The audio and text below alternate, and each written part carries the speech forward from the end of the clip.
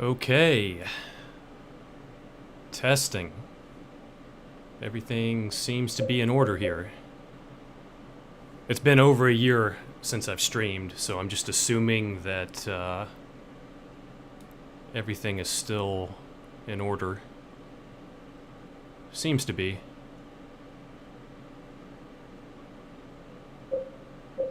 The volume levels sound okay there, Justin?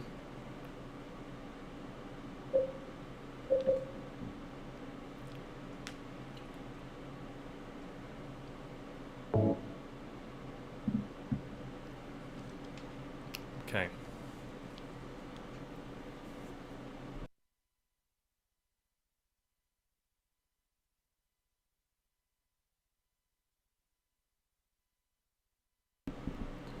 Oh, I was asking if the volume levels sounded good.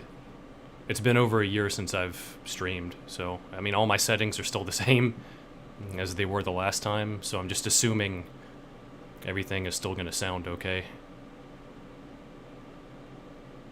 Okay, good. Alright, great. So the plan is to stream quite a bit of Silent Hill in between now and the next game, the new Silent Hill game. Series of games, whatever the hell they're doing. I'm not exactly sure what they're doing at this point. But I definitely have the urge to play Silent Hill 2. So I'd like to play a few times. So I'm gonna try not to talk too much throughout this one. So we're gonna do hard action, hard riddle, and we should get extra riddle difficulty here. If we don't, then I have plenty of extra riddle saves that I can load from the first save point, so no worries, but it should be extra riddle. We'll see.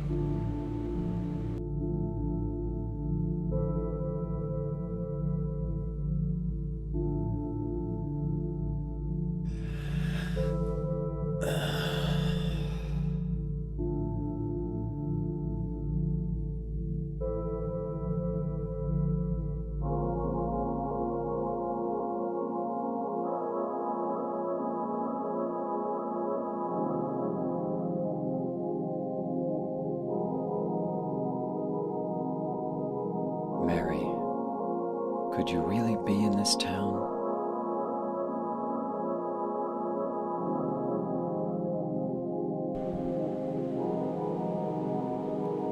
First thing I like to do is check the photo and the letter from Mary. I think I will be going for leave ending this time. I think I did either Maria or in water the last time on stream. I can't quite remember. I think it was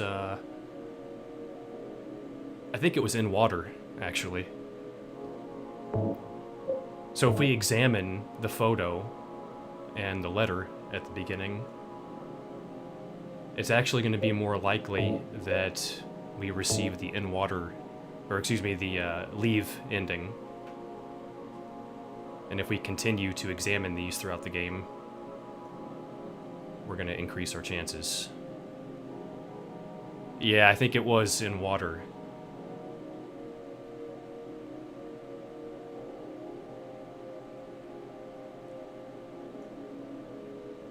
So we're going to see, or rather hear, Mary's recital of this letter here in just a minute.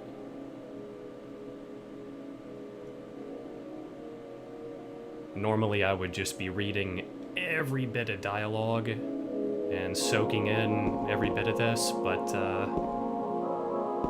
again, you know, the goal is to kind of stream this more than just one or two times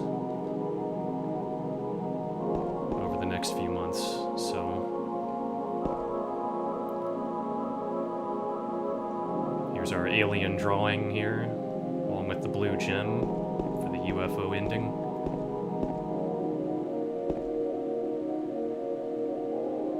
Picture of Maria.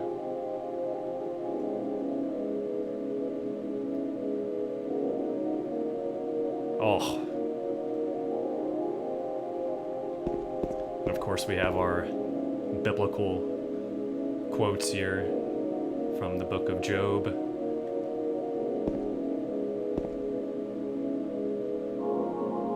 Thy hands fashioned and made me. Where's the other one here? While I am decaying, like a garment that is moth-eaten. Something along those lines.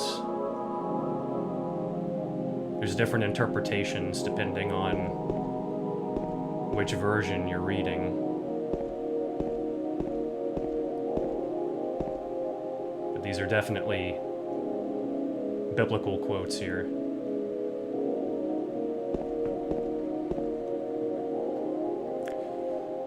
Can't wait for Silent Hill 3. Yeah, dude, it's been a long time since I've played SH3.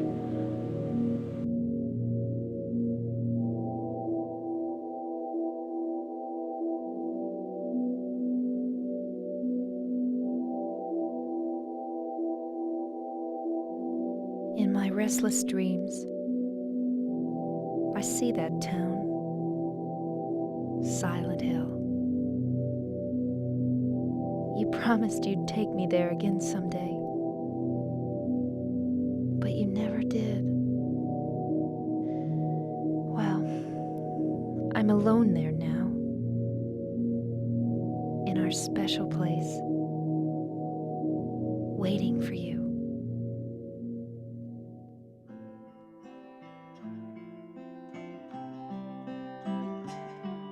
I got a letter. The name on the envelope said Mary. My wife's name. It's ridiculous. Couldn't possibly be true. That's what I keep telling myself. A dead person can't write a letter. Mary died of that damn disease 3 years ago. So then, why am I looking for her? Our special place. What could she mean? This whole town was our special place. Does she mean the park on the lake? We spent the whole day there.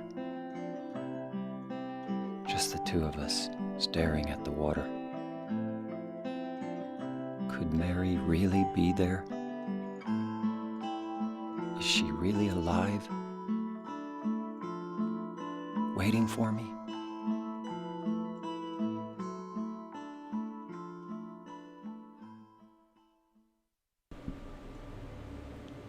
Chris, good to see you, man. But yeah, let me know, Justin. I'm gonna turn my audio up a bit here.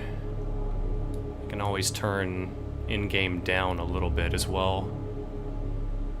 It's a tough thing to balance this game because I want all the ambience and I want all the sound effects to be heard, because there's a lot that can be easily missed. But as you know, whenever the shit starts going down here in a little bit, whenever I bust out the chainsaw, it's gonna be tough to hear. Okay, good. It'll probably sound okay right now during, moments like this, but... So I can't remember who it was. I think it was Masahiro Ito who said that Mary is actually in the trunk of James's car here. For the life of me, I can never remember. Oh, Chris, by the way, Visionary is a YouTube friend of mine. I've known him for quite a while, pretty much since I started my YouTube channel. So that's a good guy right there. And Justin, I've known Icon for many years as well. Probably, fuck, Chris, how long have we known each other, man? Like 14 years or so?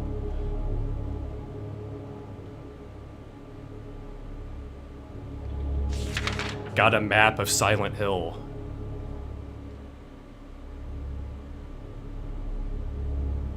Over 15, yeah.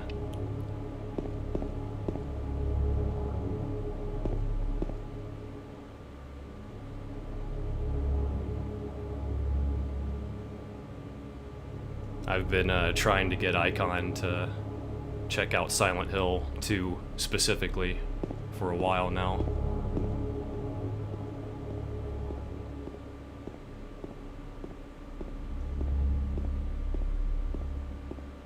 I'm pretty aware this isn't your sort of game here, Chris, but this is still one of the all-time greats. Just a total masterpiece from start to finish. So many amazing details. The artwork is on another level here. Brahms, 265 miles.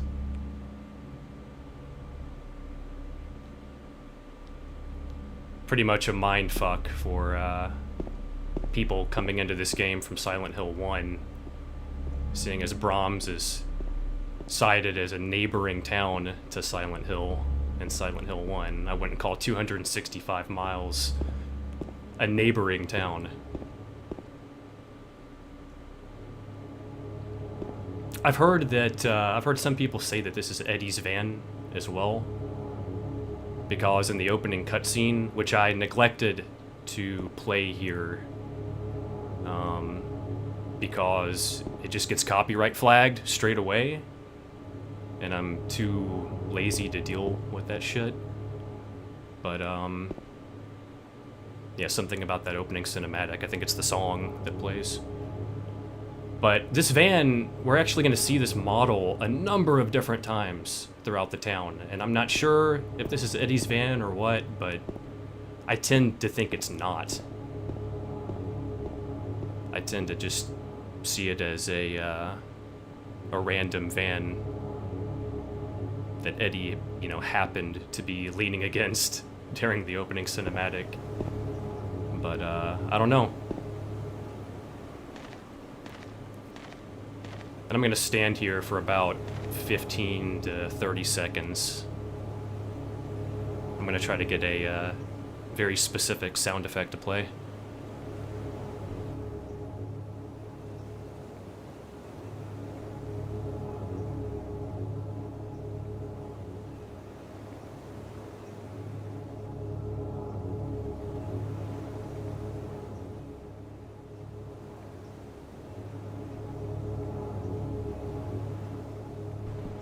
Watching and listening to this with UFC on the other monitor, studying on the middle one. Gotcha. Hope that's coming along nicely, man. Distance is convoluted in Silent Hill, yeah. I guess we're not going to get that sound effect to play. Sometimes it won't.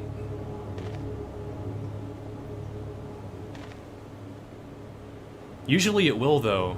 Kind of interesting. We've been standing here long enough that it really should have triggered by now. But basically you'll hear this noise of something walking through the grass here. It's definitely not one of the most rare sound effects that can trigger in the game, but it's certainly the first example. There's lots of sound effects that can or cannot trigger throughout the course of your playthrough. I have no idea what the conditions are, you know, that need to be met to trigger those effects. I'm not sure anybody knows.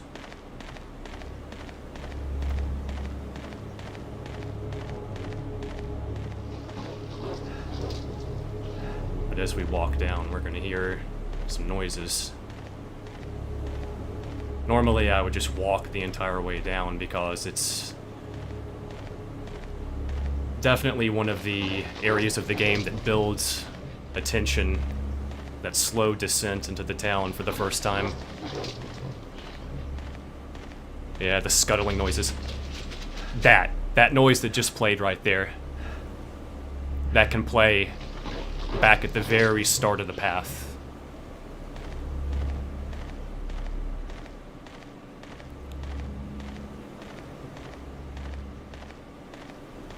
And the further we go, the more intense the background gets.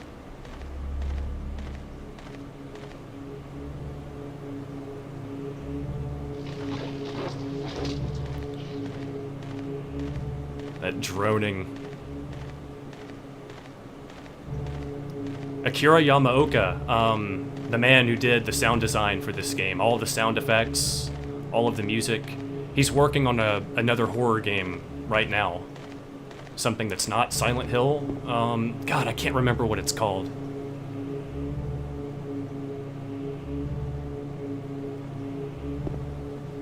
But I haven't really looked into the game, obviously, seeing as I don't even know what the name of it is.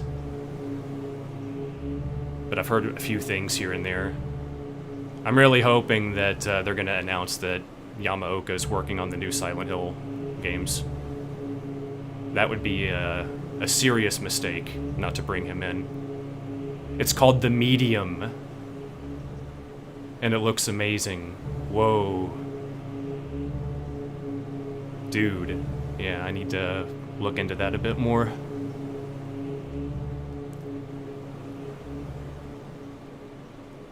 Not gained in over a month. Papers, please. Yeah, I've heard amazing things about Hollow Knight. How was Papers, Please? There's something in the well. What's that? Looking at this makes me feel like someone's groping around inside my skull. It gives me a weird feeling. Okay. So here's some of my game results, here's some of my saves. We got plenty of extra Riddle difficulty saves here. So let's go ahead and try to save here. Let's save over Hospital Office. If we get, we should get this, basically. Yeah, Action Hard, Riddle Extra. That's what our save should look like here in just a second, as soon as we save over this.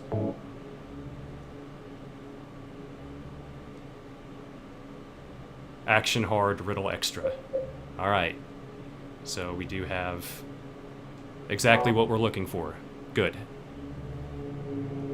We have a fresh save to work with here. Anything's possible.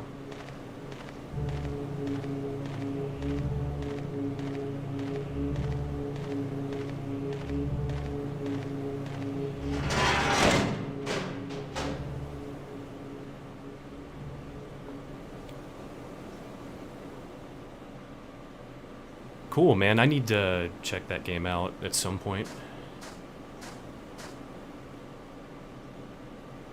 Rogue Company. I'm not sure I know what that is.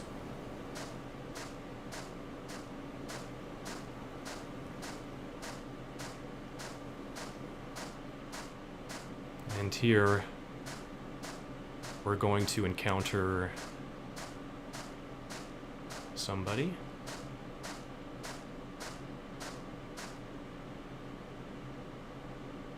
We could see her for a second there. There she is. Angela.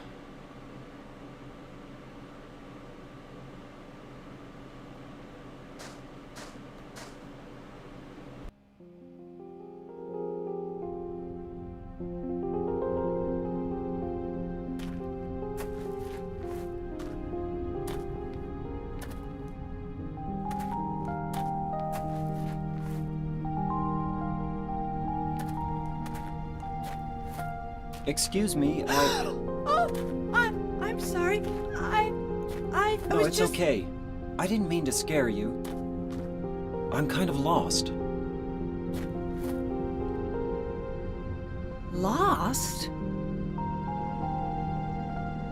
Yeah. I'm looking for Silent Hill. Is this the right way? Yeah. It's hard to see with this fog, but there's only the one road. You can't miss it. Thanks. But Yes?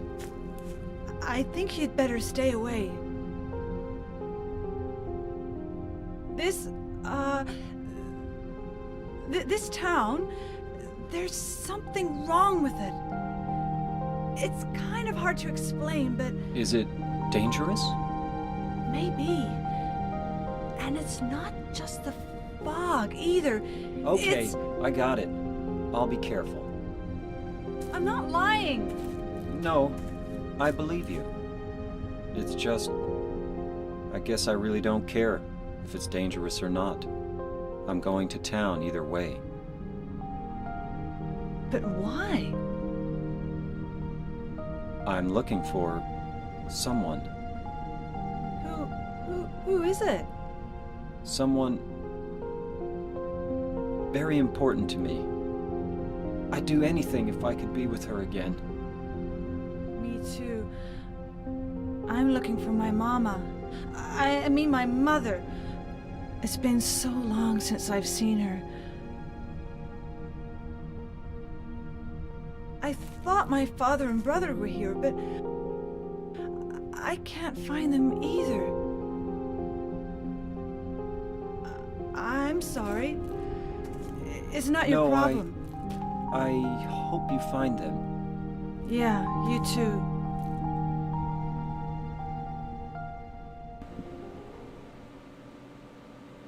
Angela just totally spaced out and out of it. A lot to dissect there. We see Angela slowly crumbling.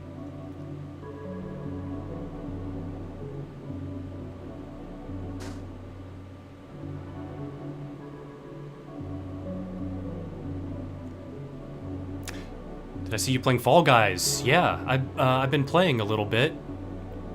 I've, played maybe 8 hours or so. If we talk to her again, we can sometimes get some hilarious dialogue. What is it? Oh. Nothing. Sure is quiet here, huh? I guess. Awkward.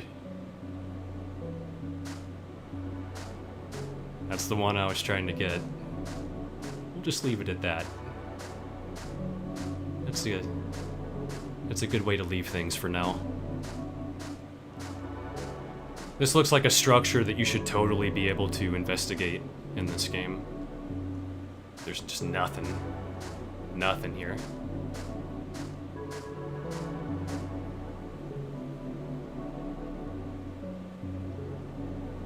Cool, man.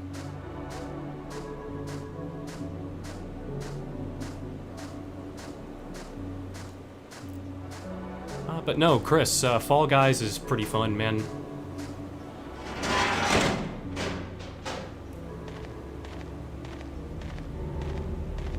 It's not the best thing ever, but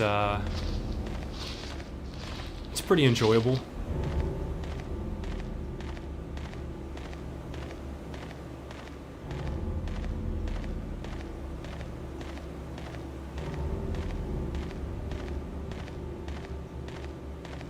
Let's go ahead and pick up the pace here. This is a long path during this stretch.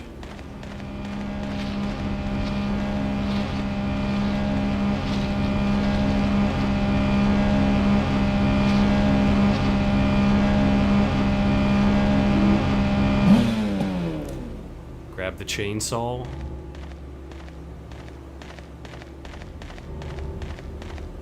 So from your second playthrough onward, if you have at least one saved game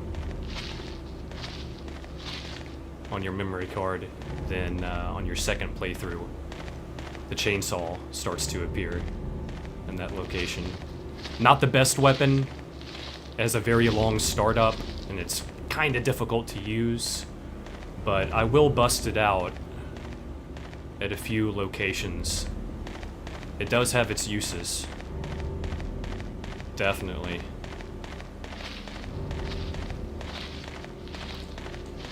Was she? What'd you get, man?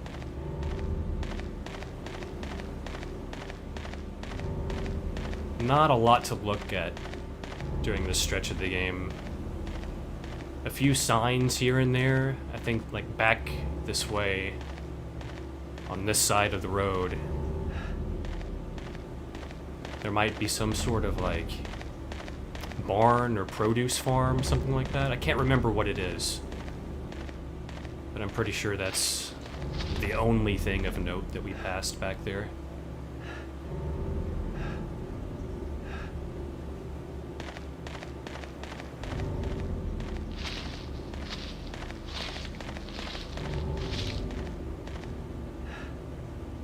Maybe there's like some sort of agriculture back there. I can't quite remember. And here we start to see the Shining posters for the first time. Lots of nods to different media throughout this game. Lots of nods to different authors, filmmakers. There's nods to The Shining, you know, works by Stephen King. Nods to David Lynch. And here you can actually see this yellow poster here. That's one of the original theatrical posters for The Shining. And this over here, we're going to see this. I'll get a better angle of one coming up, but that's actually Jack Nicholson's head upside down. The Here's Johnny scene from The Shining. It's actually not a bad one to look at there. But we're gonna find one just up here that's a little bit more clear. Boston Market, oh damn. Okay. So that's what you're working with. There's Jack. There he is. This time his face is actually right side up here. Much easier to see that this is the Here's Johnny scene.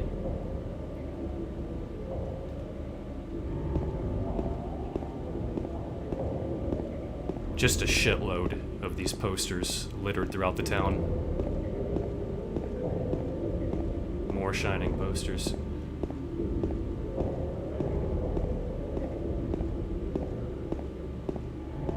Do you really, man? Wow. Is it just, is it like a drawing of it? Artwork of it? Or is it an actual picture of the scene?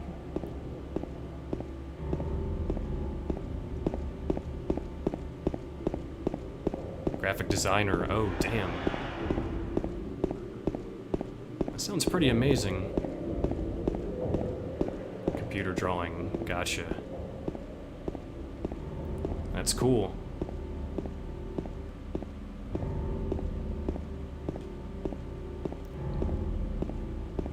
So when I booted up my PS2 and got everything hooked up, capture card and everything, it started just fine, but after about 15 minutes, the video cut out. I just got a black screen for about 5 seconds. I was like, oh, that's definitely not normal. So then I started playing through the game a little bit just to test it out, and then it happened again. I got a little scared there. I was like, oh shit, I think my capture card is dying. But I just kind of moved everything around a little bit, unplugged everything, plugged it back in, and it seems to be okay. So, I don't know. gonna roll with it for now. Hope for the best. Got a first aid kit. Okay. Pretty sure this is the only thing around for now.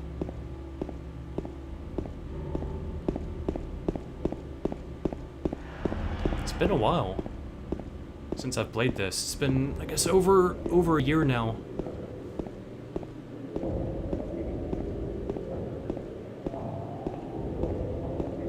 Been looking forward to this. Still haven't seen Jacob's Ladder. Yeah. Lots of, well, I won't say lots, but definitely some Jacob's Ladder inspiration here. Once we get to Brookhaven, there's a particular transition that's straight out of Jacob's Ladder.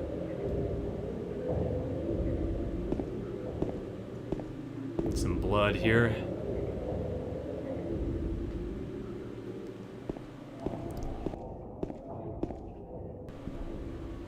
Are these marks blood?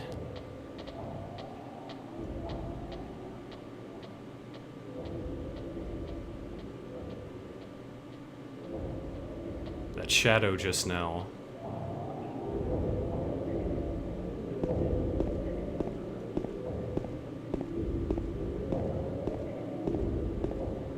Yes, let's just follow that monstrosity, James. That's the most logical thing to do, certainly.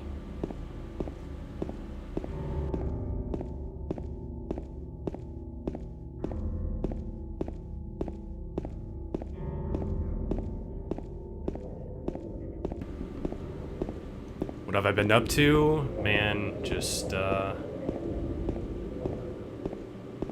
usual, pretty much. Little bit of work. Mostly staying in. I'm getting some pretty severe cabin fever at this point.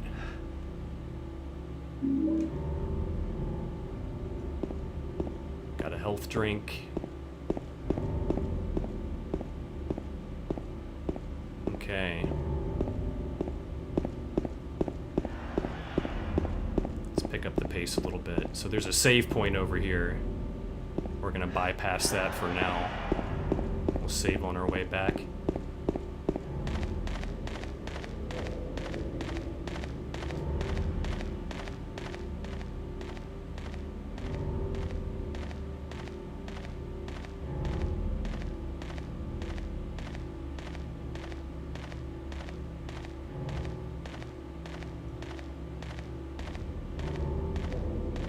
Love the atmosphere here.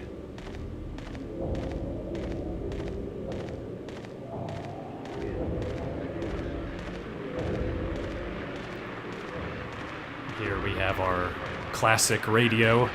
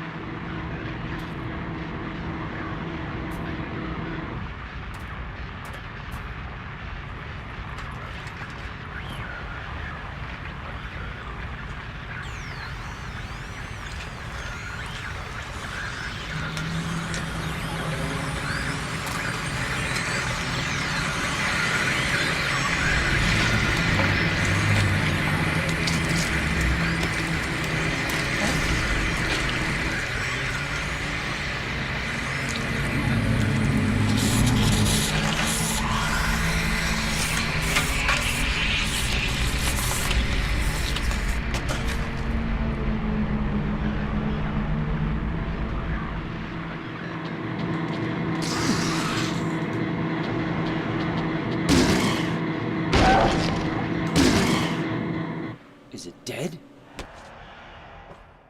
What the hell is it? It's not human. Some of Guy Seehe's best voice acting in the game right there. His most authentic delivery. What the hell is it? Some epic combat in this game, by the way, Chris.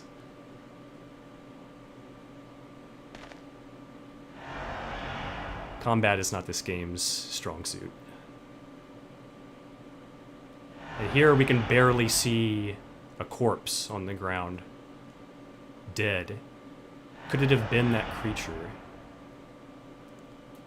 What's going on in this town?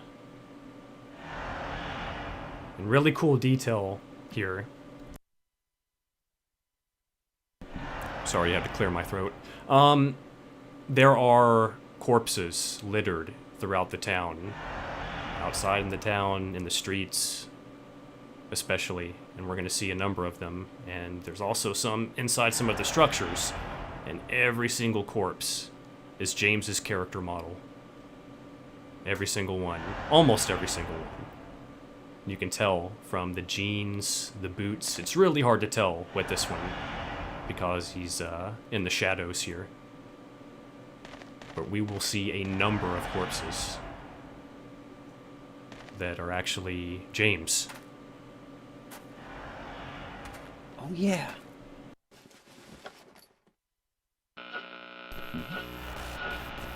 This thing broken?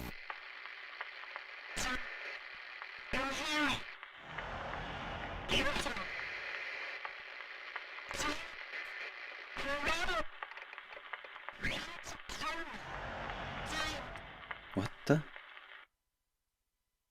I'd better take it anyway. I might need it.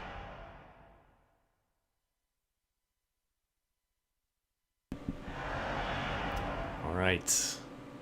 So there's actually some pretty significant spoilers in that radio message, and it's pretty easy to hear if you're paying attention.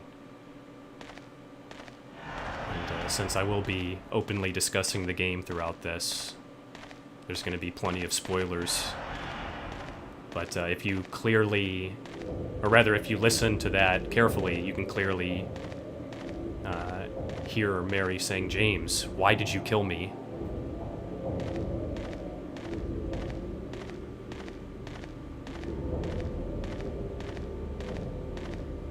But yeah, the combat, it's definitely not the strong suit of the game. It's more about the psychological aspect.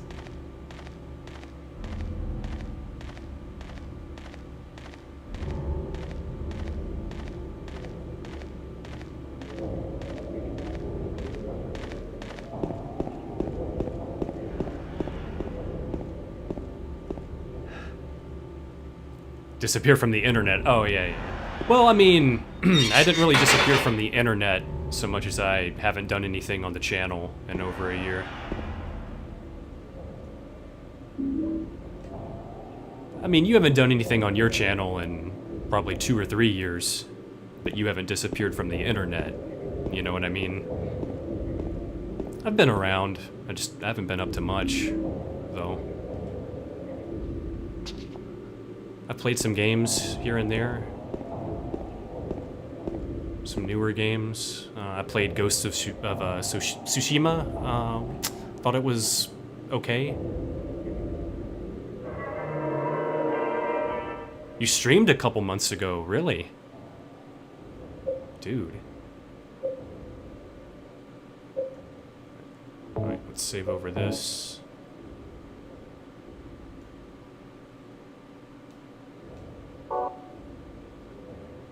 I at least stay on Twitter. Yeah, fair enough.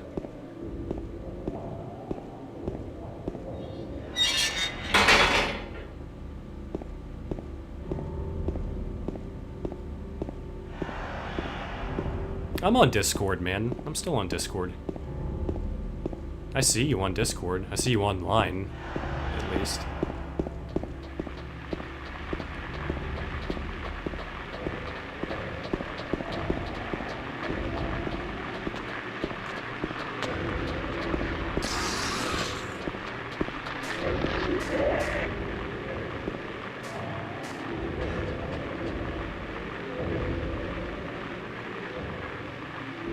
Actually, hold up.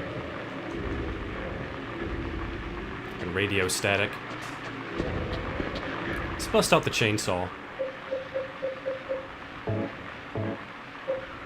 And you know what? Preemptively?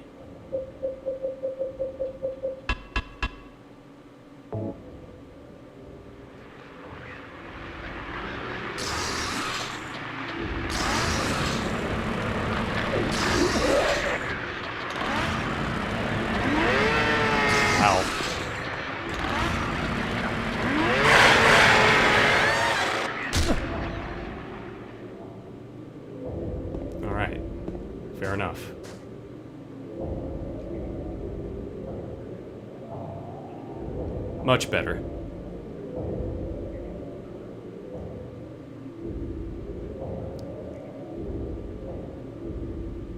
Yeah, I'm actually, like, I hang out on Icon's Discord.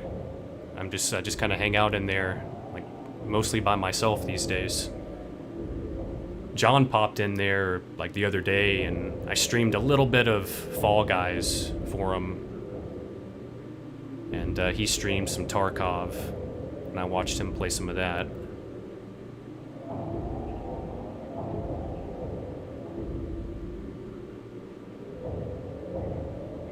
Yeah, the lying figures. Yeah. The lying figures are really creepy.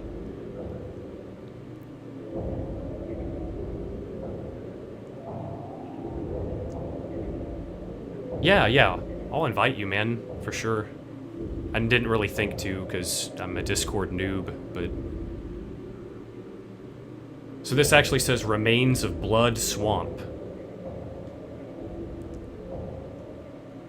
And this loosely says that this says the X meters of land surrounding this monument.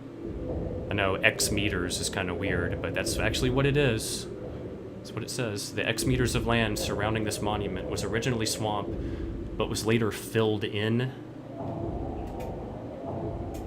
From long ago, the executioners, nicknamed Blood Swamp, because the executioners, again, poured the water used to wash the executioner's tools in here.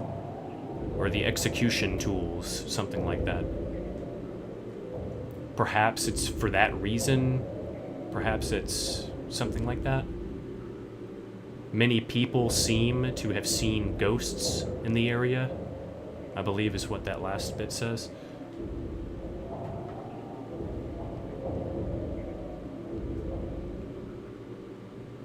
Oh, okay. You're over there chilling with Dead Boy? On his Discord, I guess? That's cool.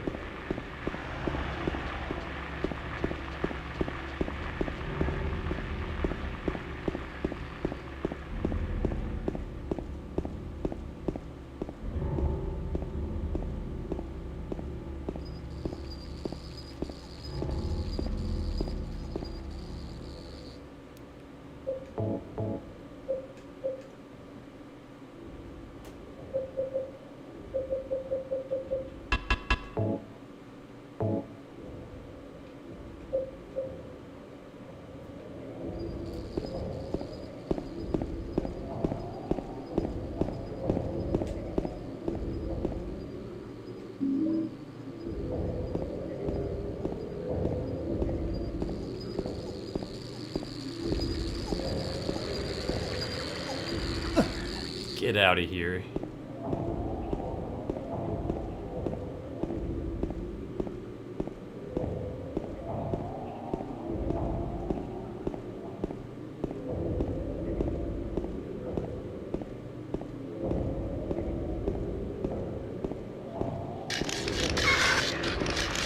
One of the first jump scares there.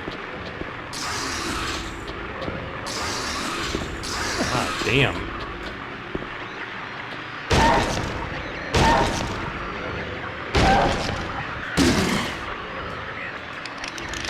Come on now.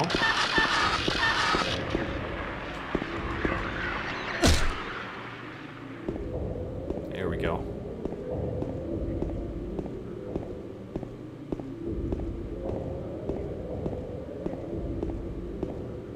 And you know how I was talking about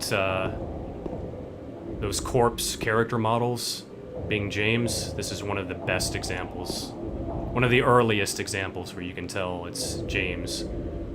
The jeans, the boots, the head is badly deformed and mutilated. The jacket, the green jacket, which is one of those Jacob's Ladder references, actually. I think I may have talked about that the last stream. You can actually see it pretty good here, but this green jacket is actually, I think the main character's name is Jacob Singer in Jacob's Ladder. It's his jacket, almost Exactly.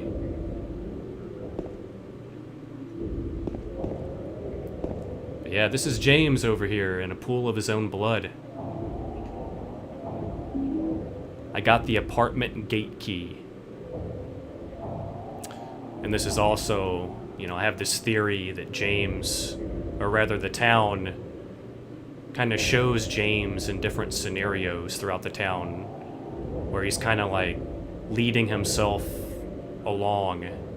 This is our first example. We have James's own body here giving us the apartment gate key.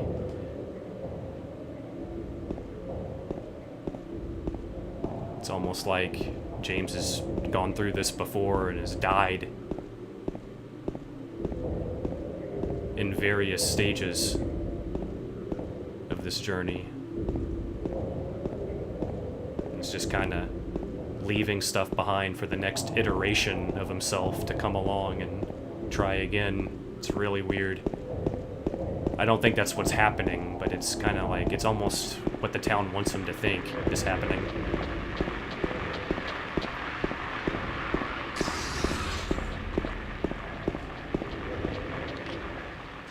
Let's bring up our map here. Okay.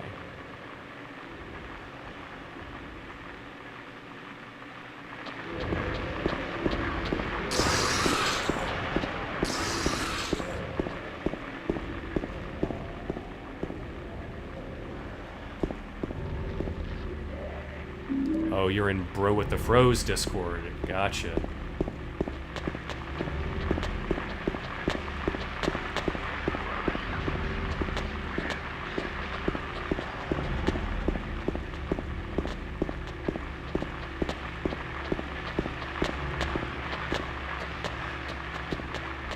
Here we have Happy Burger, no doubt modeled after the Burger King logo.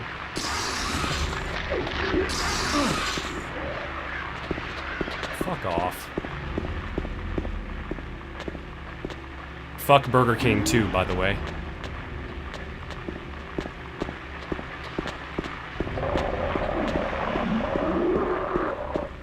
Yeah.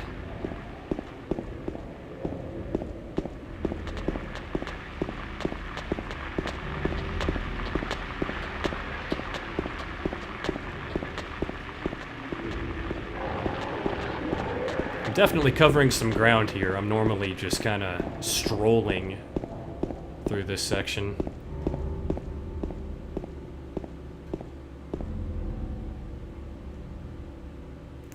Yes. Fucking hard agree, dude. Glad to hear you say that. Got a hyper spray.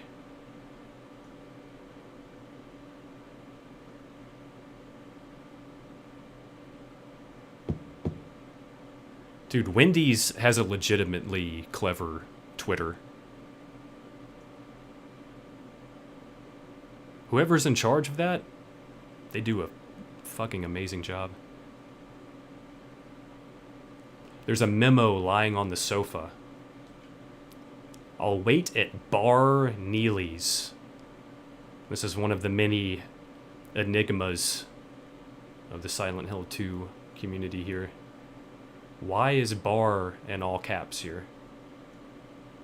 The first of a series of enigmas involving Neely's bar, actually.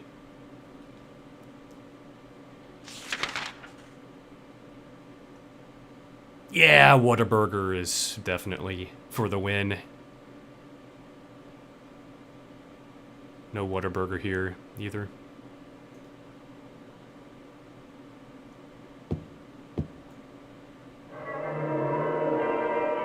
Okay, let's save.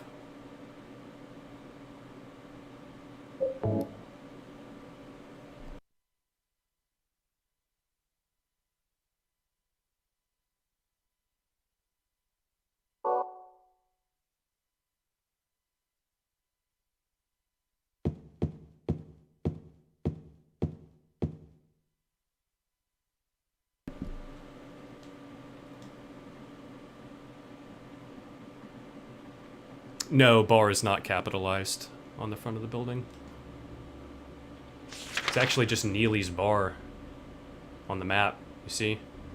But on the note it says bar in all caps and then Neely's with just the N capitalized. Yeah.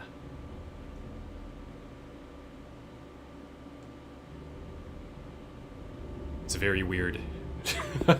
They just do it to fuck with you. Obviously. But every time, I always wonder, is there some actual significance behind it?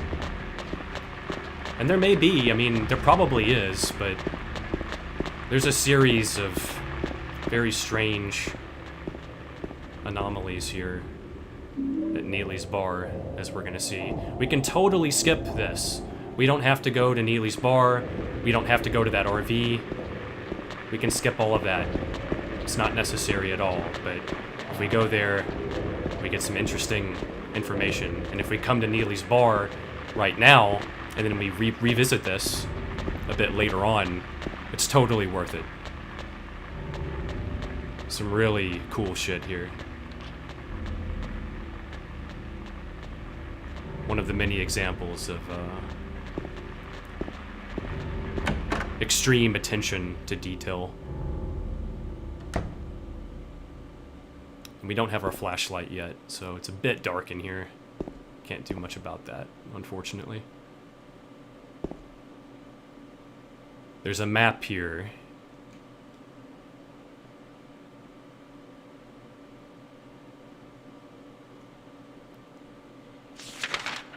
Sign does say Bar Neely's, but both words are in caps, yeah.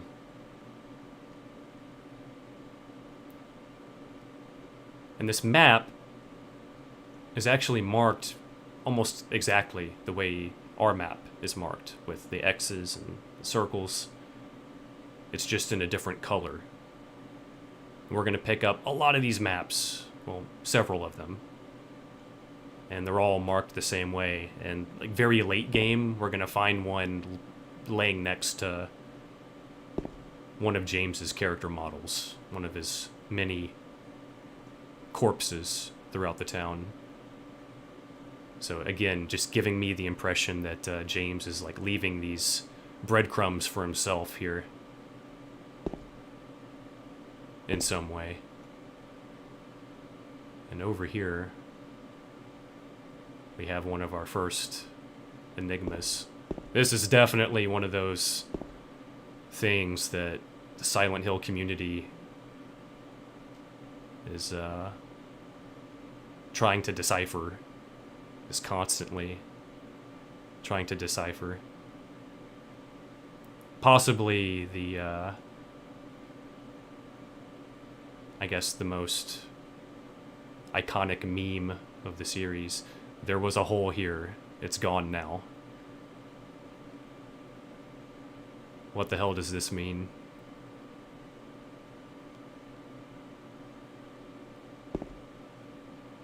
And over here on this wall, later on, if we come back here, there's going to be another message waiting for us.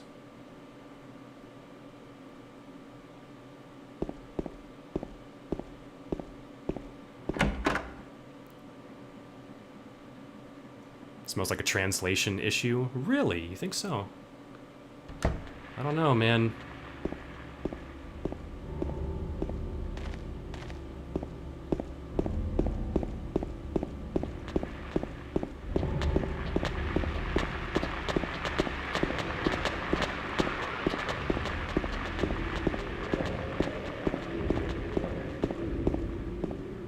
I don't think there's a whole lot in this game that's like that.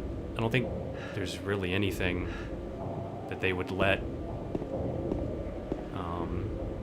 you know, that they would let slip like that. I'm pretty sure that they would take care to make sure that all their messages are heard correctly. Team Silent isn't the type to just say fuck it when it comes to translation. This game was, like, you know, made in English. the original dub, you know? It takes place in America.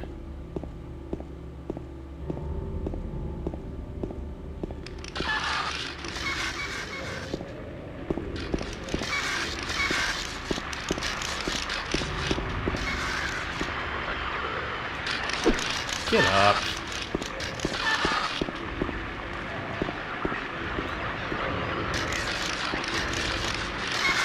Oh, come on.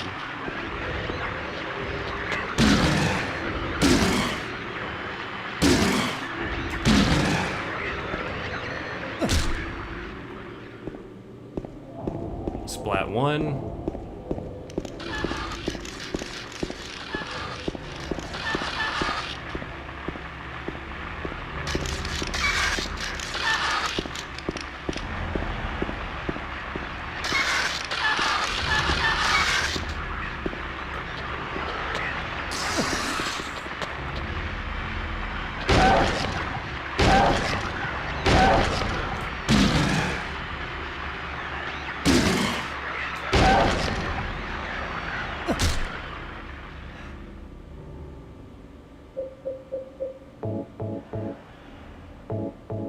We're going for leave ending, so I should probably stay in the green. I didn't really think about that until just now. And this is one of those things where we could just totally skip this. It's not a big deal. But, I like exploring this stuff. And if I'm gonna do a relatively detailed commentary, I feel like it's important to point out some of this stuff. Again, we have James on the ground here. In a pool of his own blood. And this time we have some notes left over. There's a memo pad on the ground. We actually have a memo pad ourselves in the options menu. I'm going to write everything that I've learned so far. Maybe that will help you out somehow. If you're reading this, it probably means I'm already dead.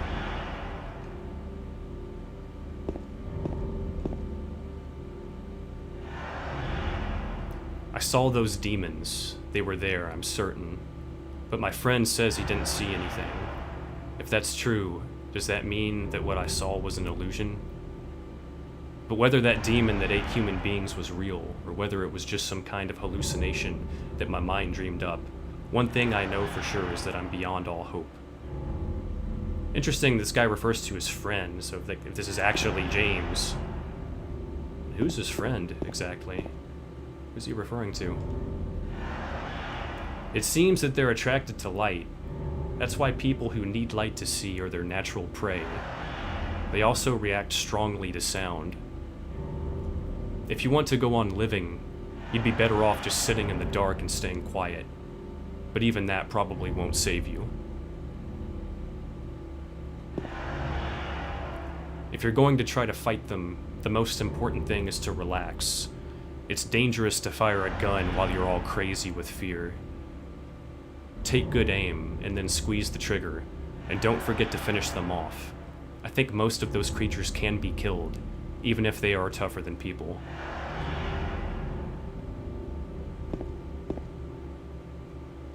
Run away.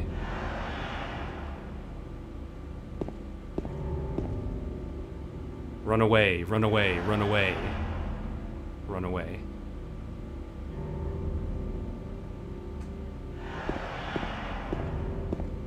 We actually get some good gameplay insight here in regards to the light mechanics in this game. Once we pick up our flashlight, if we have our flashlight on... Oh shit, there's another one around here somewhere? How the hell did that happen?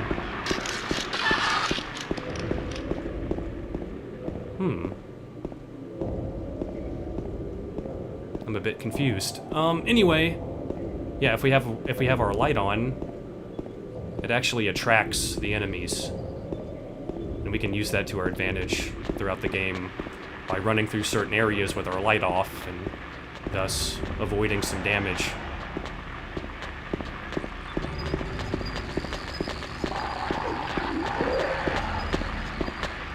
And over here is where we need to go. But we're going to run by it for just a second to take a look at a certain area. Again, we don't really need to do this, but it's kind of cool.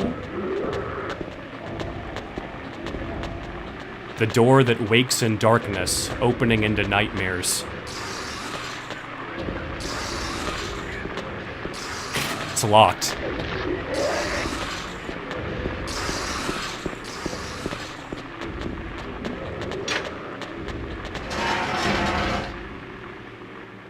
But yeah, that door is actually going to be open later on in the game. It's kind of cool that you can go there early on and see it.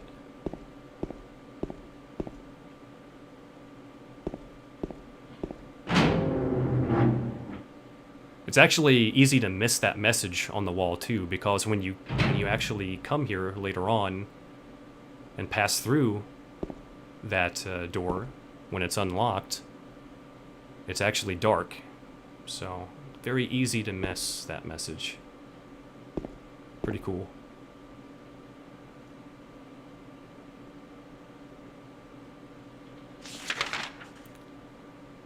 Got a map of Woodside Apartments. All right.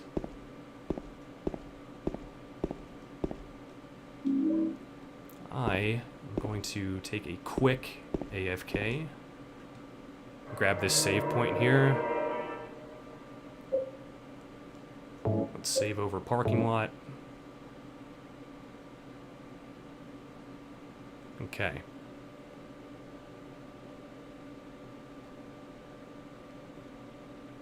I'm going to grab a drink. I'll be back in just a few minutes.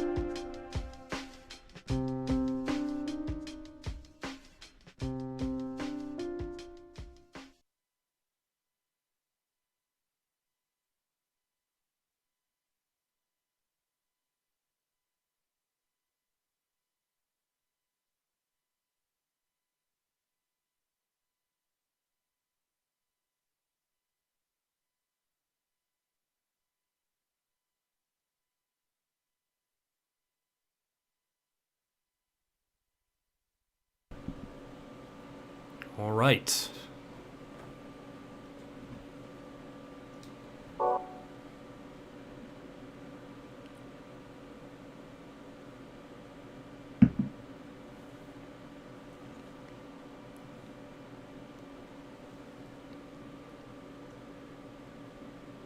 All right, you got him the link to Discord? Yeah, Justin, next time I'm in Discord, I can just invite you.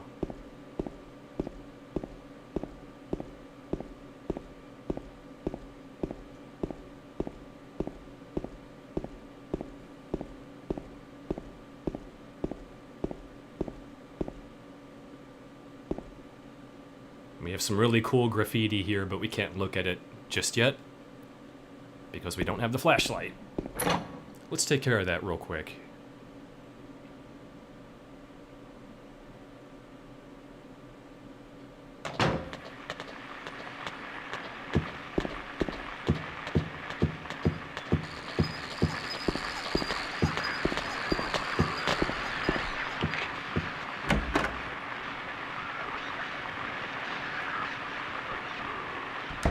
Yeah, man, our Discord is just washed up old men.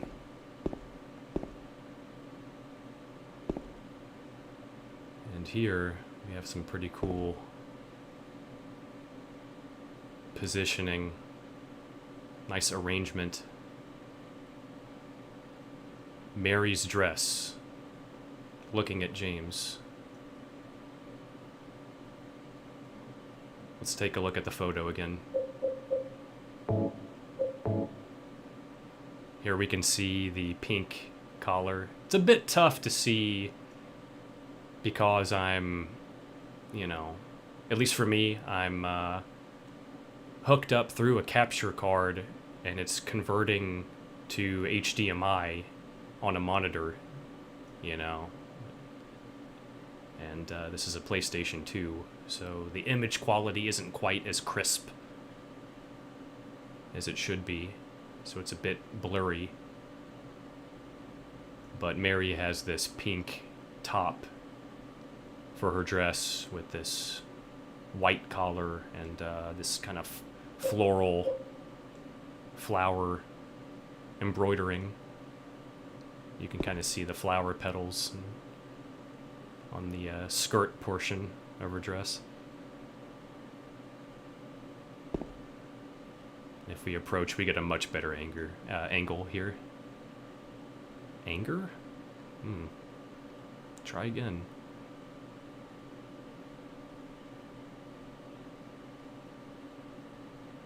And as soon as we take the flashlight,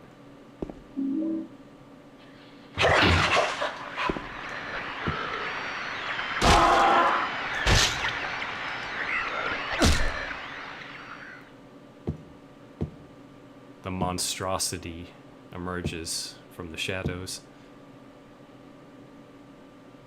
This is our first look at the mannequin enemy. One of the few enemies throughout the game that we're going to see. Every enemy model is very symbolic of James and his story with Mary. And this is the sort of thing that I would normally go into, you know, in great detail. And I will, you know, but probably won't talk about every single enemy design this time around. There's a note with a cutout magazine article attached to it. There's a title written on the front side. Searching for another conclusion.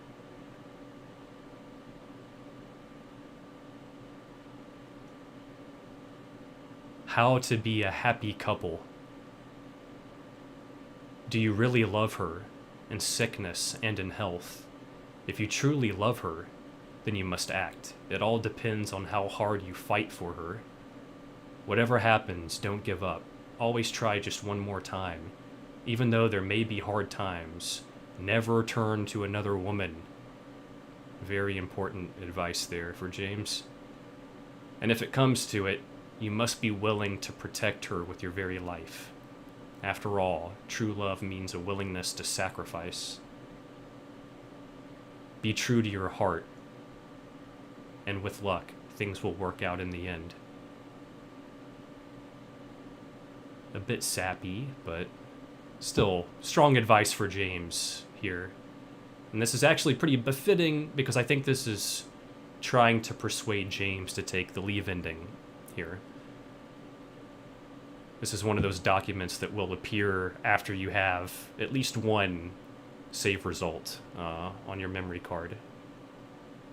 One full playthrough. These little documents will start to appear, and they'll start to suggest different conclusions for James. That one that we just read, I think, is suggesting the leave ending. There's multiple endings for this game.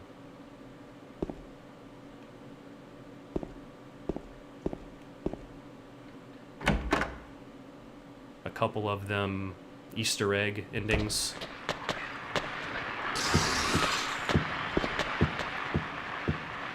About 4 of them legitimate endings, very legitimate endings.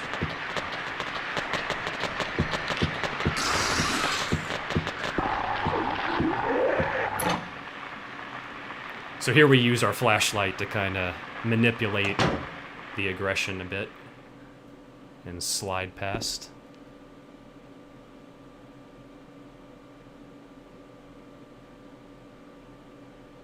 Dude, you turned 30 in April already? Really? Wow. I thought you were a lot younger than that. I'm not sure why I thought you were so much younger, but I did.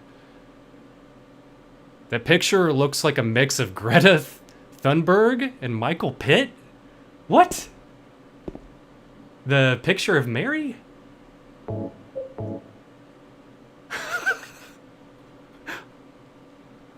Are you serious?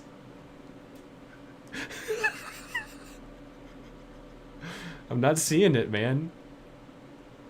That's fucking amazing, though. Now I'm not gonna, you know, how am I not gonna see it every time I look at it? I see it, you do not. Shut the hell up.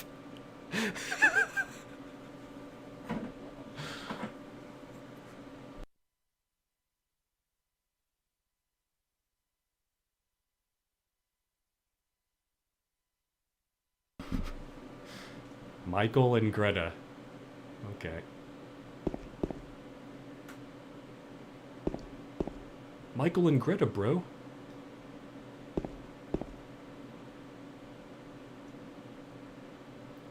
Here we have a crucifix. Pretty clearly defined, I'd say.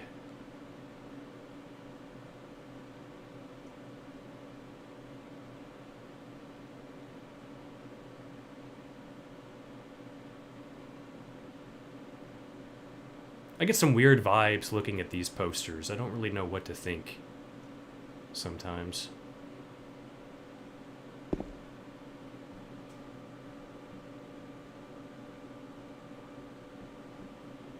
Lots of detail just in this one corner of the building. It's pretty amazing. I always end up just kind of spacing out in that corner, just trying to find some new detail.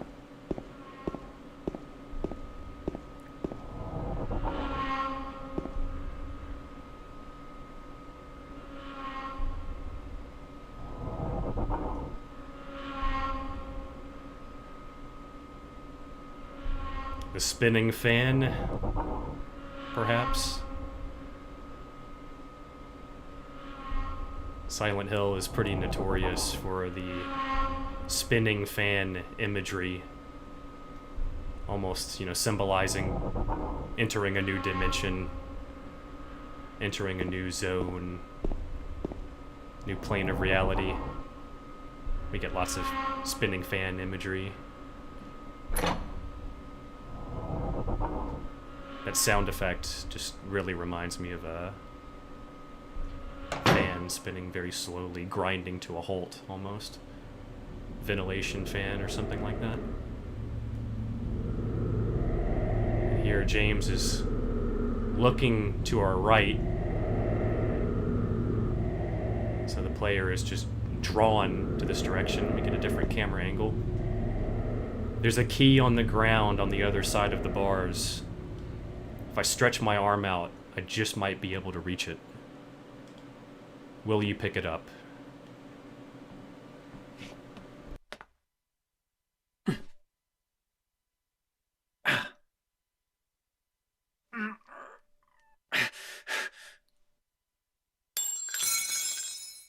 Ow!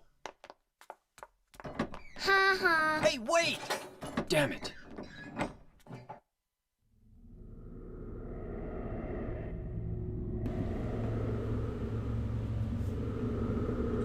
Hey, wait! Damn it.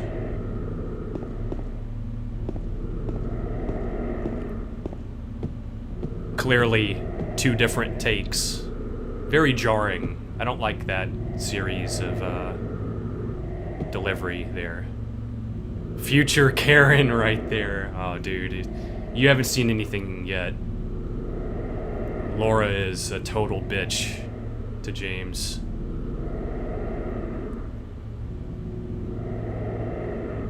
And for pretty good reason, to be perfectly honest. Oh, I love this hallway, man. Some of the best ambience. That breathing noise.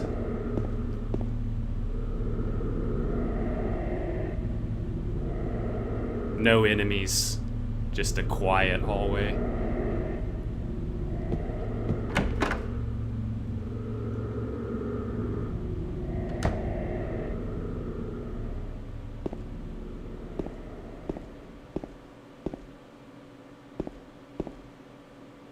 I got a handgun.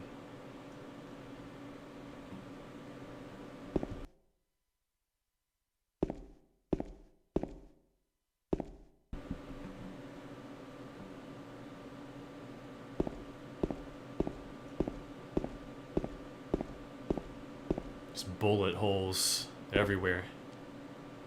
A very unique room, design-wise. Don't see another room like this.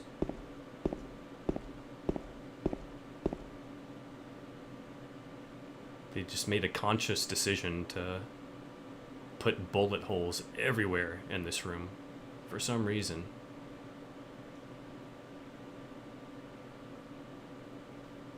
It always strikes me. Target shopping cart, obviously, yeah. Is this Team Silence, like, commentary on firearms or something? It just seems really weird. Whoa, that's dark. I bet you can't see anything on the stream's end. I'm sure it's just... Ooh. Did you hear that breathing sound effect? I mean, it plays there. You get...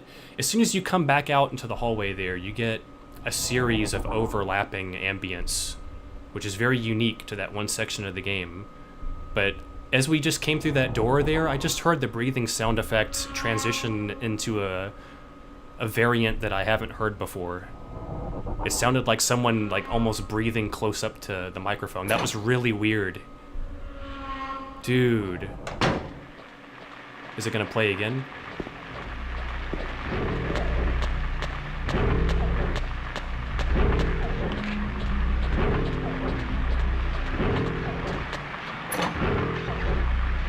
No breathing at all.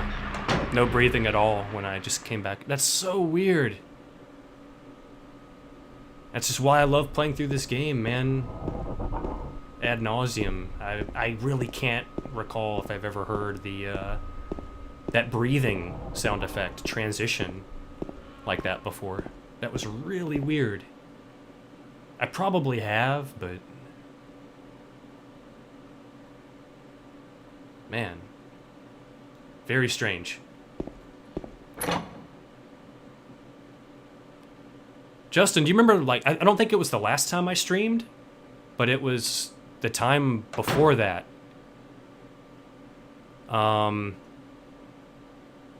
when I was passing through the door that wakes in darkness, the one that I was just looking at before I came into Woodside. And the Mandarin enemies, they just disappeared out of nowhere, and it was just dead silence.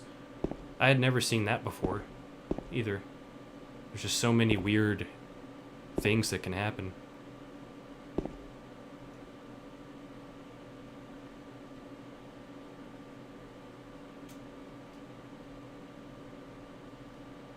I tried to recreate that the last time I streamed, and I just couldn't get it to happen.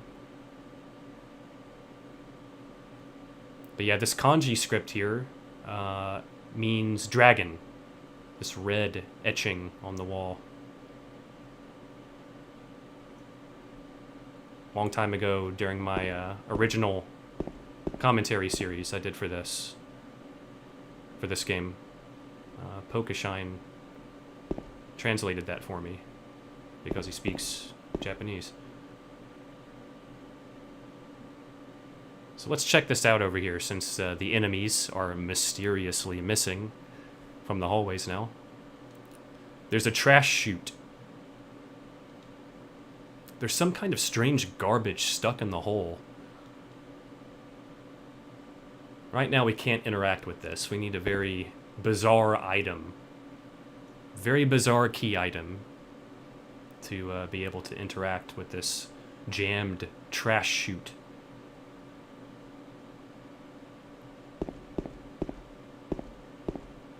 But it's kind of cool to be able to stop and quietly take a look at it without any enemies around. What was that? Some kind of noise north of here.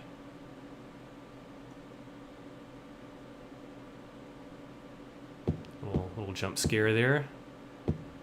And that sound effect that plays there, I think that's like a baby or a child screaming, like a muffled scream. And there's another instance of a child screaming, like a sound effect that plays in Brookhaven Hospital.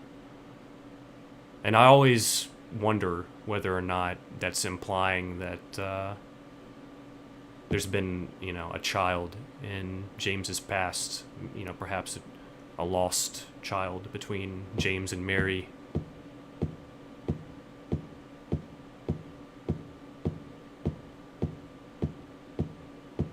I highly doubt that it's just random child noise for the sake of, a jump scare.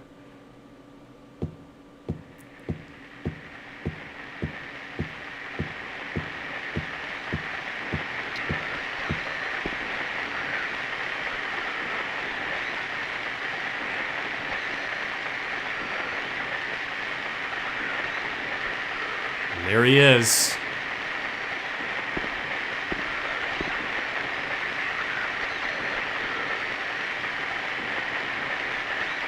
He glows red.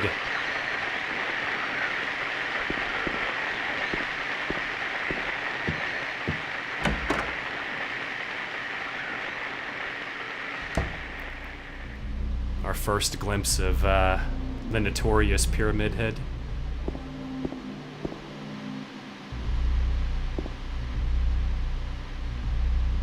The floral wallpaper.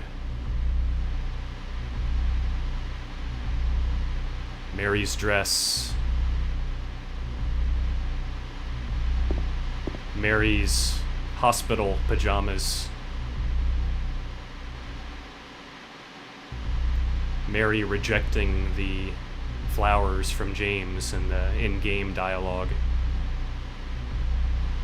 Flowers have a lot of symbolism in this game.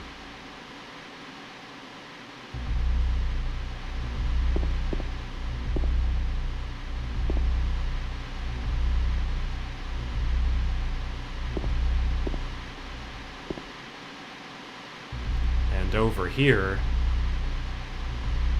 we have a familiar friend.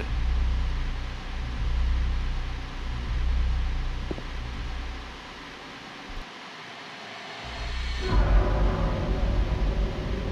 my God. Who could have?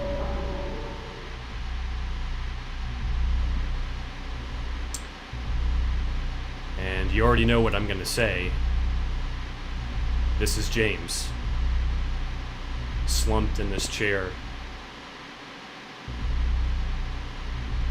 And this is actually almost exactly how we're gonna see James positioned in a particular scene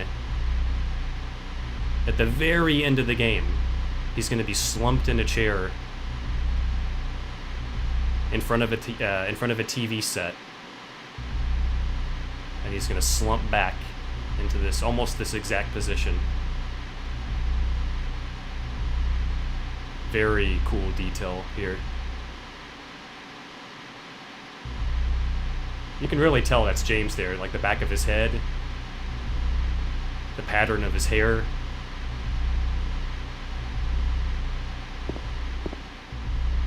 There's a newspaper here. It looks like it's very old. Got the key to room 202. Alright.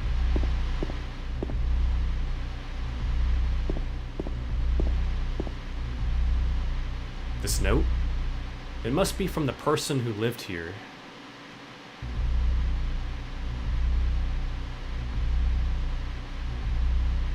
Three needles stand of three different heights. The fat, the tall, and the thin. From slow to fast, they move to the right. Scott rests not on 3, but 15. So here we have our first riddle.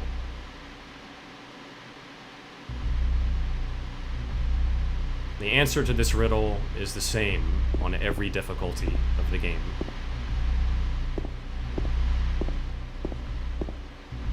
Easy, normal, hard, extra. It's always the same answer here. What's this? Henry Mildred Scott. Hours, minutes, seconds.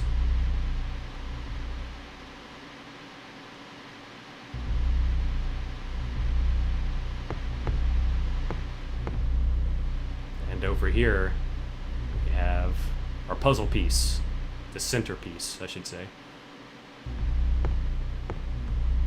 There is writing on the clock. The scars from the past shall remove the nail that stops time. Will you push the clock? Let's try.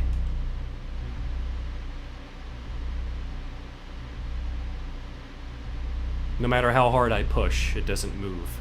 It's like it's stuck to the ground. Alright.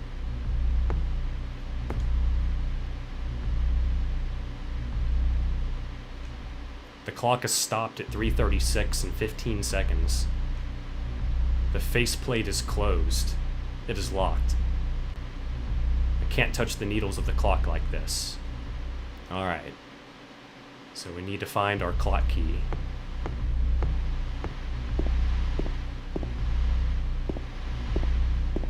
Amazing room.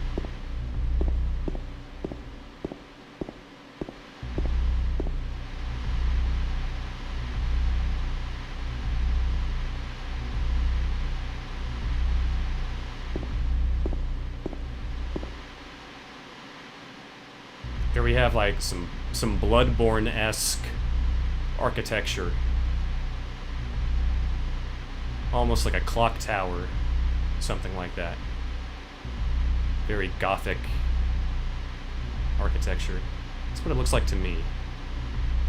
Yeah, that almost looks like something straight out of Bloodborne. That artwork there. Looks like Lady Maria's clock tower. Funnily enough. Another Maria. Dude, Bloodborne's a masterpiece. What are you talking about? Listen to that. If we walk up to the door, we get that weird background ambience.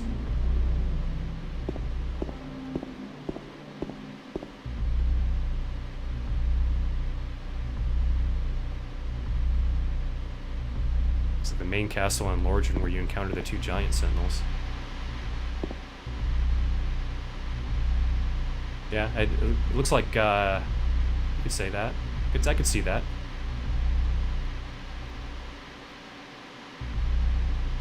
Kind of looks like Anne Orlando, in a way.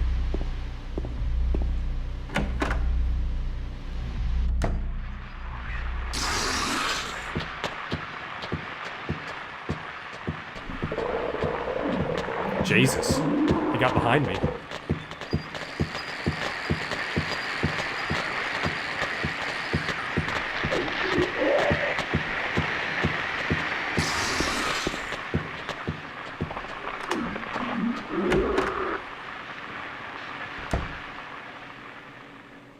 Greatest Lovecraftian thing ever made, but you hate the gameplay, really? Man, I mean, aside from, you know, the usual nonsense, camera, frame rate, stuff like that, I prefer playing through Bloodborne over any of the Souls games. Hands down.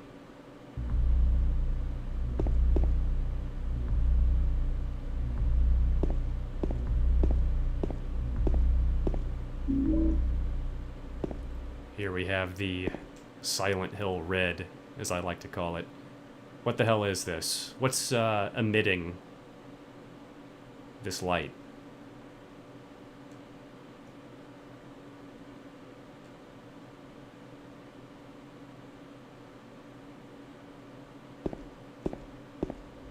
Music cut out there too, very interesting. I guess if I turn off my flashlight here, oh no. Hold on. Did the track just cut out for a second or something? Yeah, I guess it did. That's interesting. That tripped me out a bit.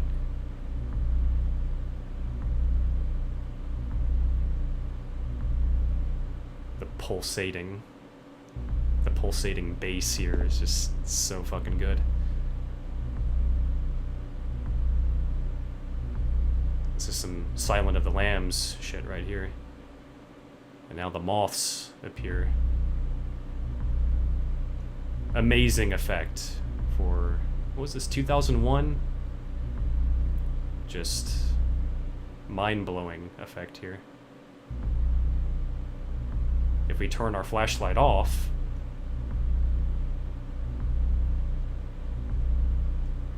then the moths go away. Well, they were close to the door. They were still kind of on top of me there, though.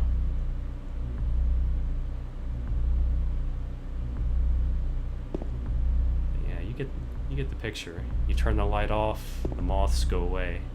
Turn it back on, they swarm you. Really cool effect.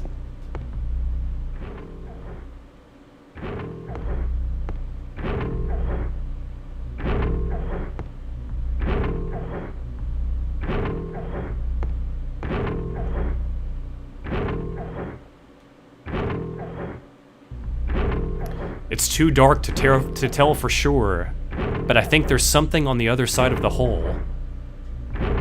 Will you investigate? Of course.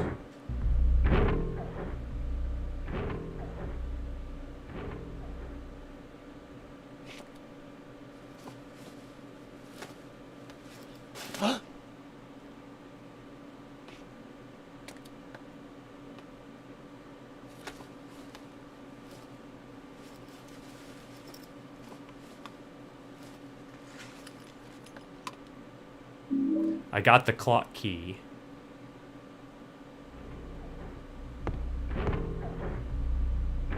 Best room in the game, hands fucking down. Yeah, it's a good one. It's a really good one.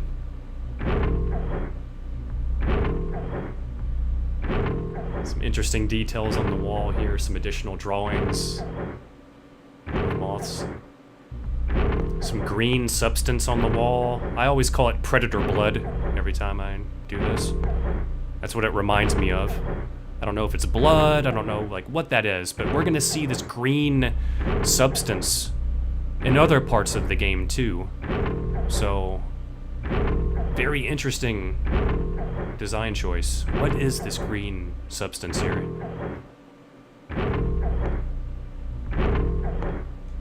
There's some more Silent Hill red glowing from the bookshelf. What's causing that? Clearly Mountain Dew. Yeah. It's radioactive Mountain Dew.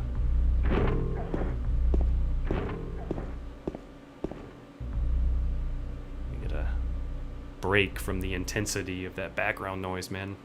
Very intense room.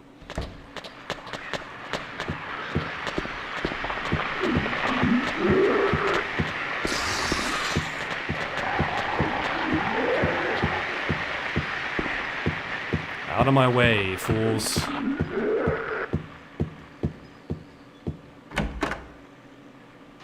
That was a lot of them.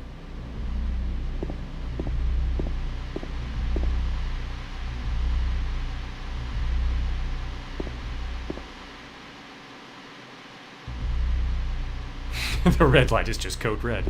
It's more Mountain Dew.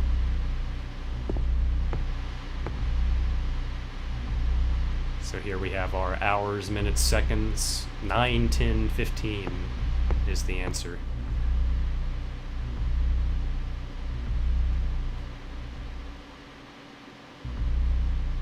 Oh, I need to go into the menu. What am I doing? Let's examine this. Get a close up.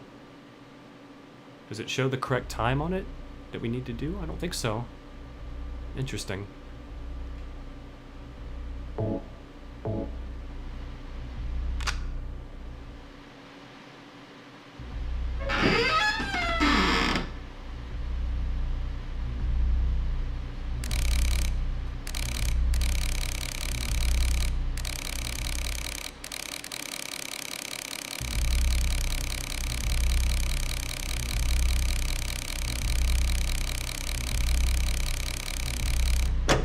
Click.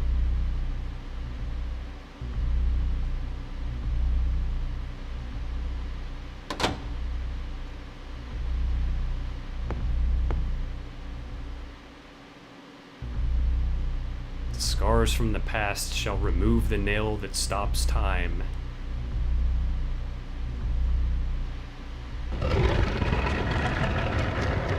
Nice.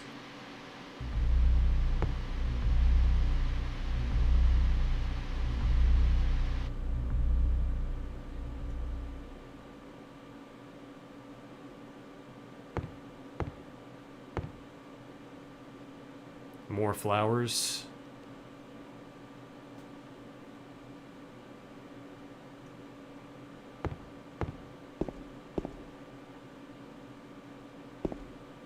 And more flowers.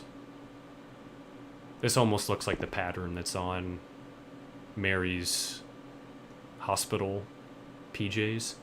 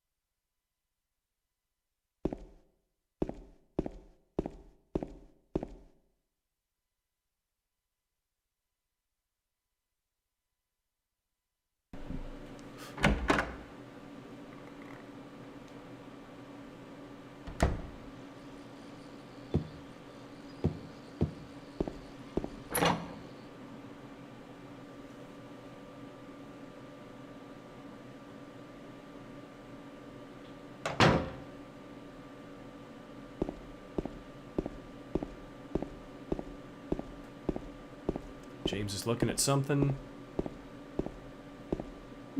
Some handgun bullets.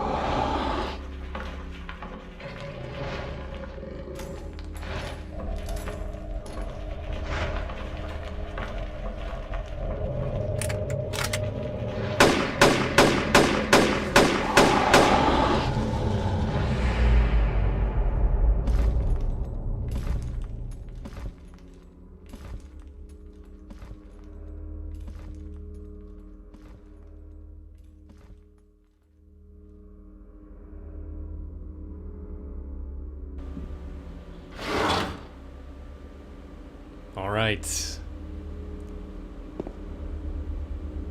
So when James jumps in the closet like that, when the camera, you know, shows James peering through the gap in the door, staring out into Pyramid Head, that's a total Blue Velvet reference.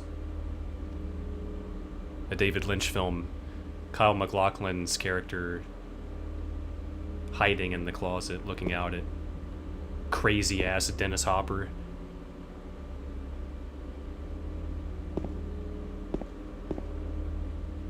Pyramid Head doing some very bizarre sexual things to the mannequins in that scene. Just what the hell is he doing? Got a courtyard key. Whatever he was doing, they're dead now. They're done. He just like violently shook them. That's it.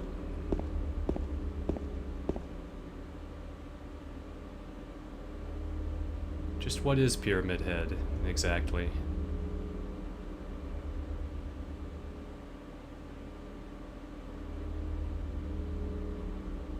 What's your favorite puzzle in the game?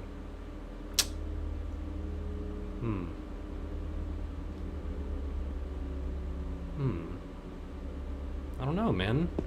I'm not sure if I have a favorite. I like the way the coin puzzle is written on hard difficulty. That might be my favorite literature in the game. It's written very well on extra Riddle. But I don't know.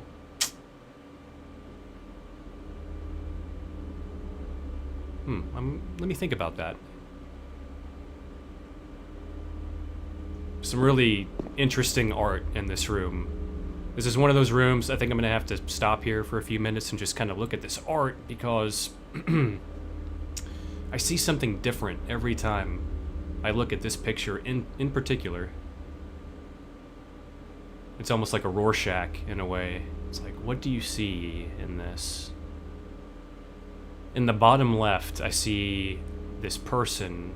It's like a person, he's like got like knight armor on almost, or like a hood and a mask. Is it a person, or is it like is he part of the wall? Is it like a statue of a person? It's very hard, or is that just like rocks? It's fucking weird, man. Like it's really hard to tell. What's in the gap as well? Like that's clearly a doorway. What's inside the doorway? Right? Sorry, didn't mean to have the camera go all jank there. What's inside? It's like a tablet of some kind, some sort of monument. I don't know. It's very weird.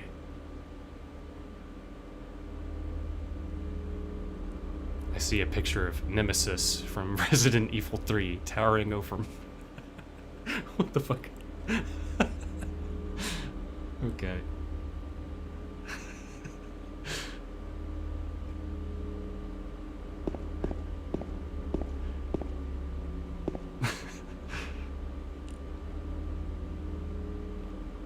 Fucking weird, man. Some weird artwork in here. I get some very strange vibes. This is clearly landscape.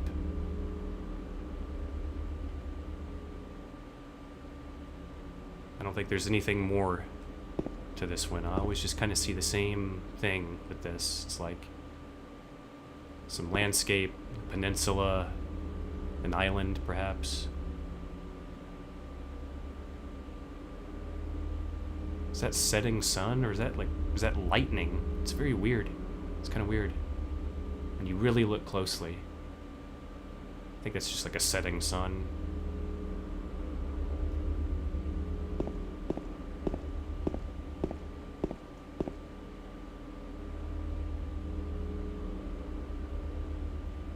Just a tree.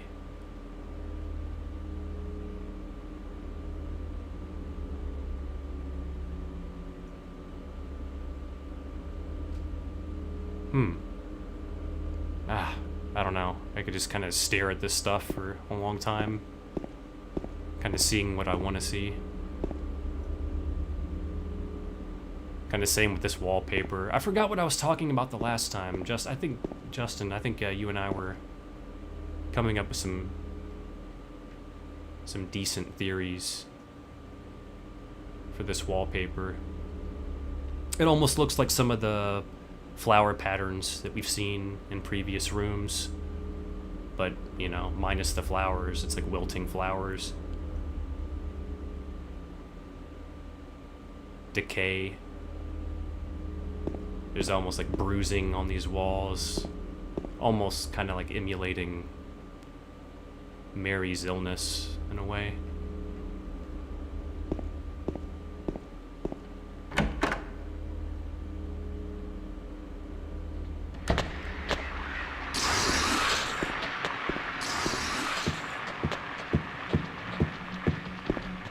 Okay, what am I doing? All right, yeah.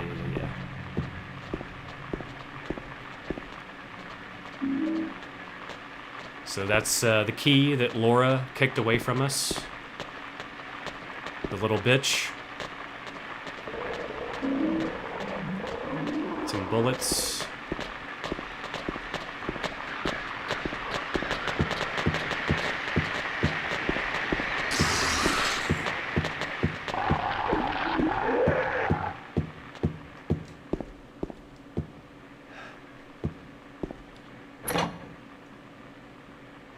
Cicadas. Yeah, kinda. Moths.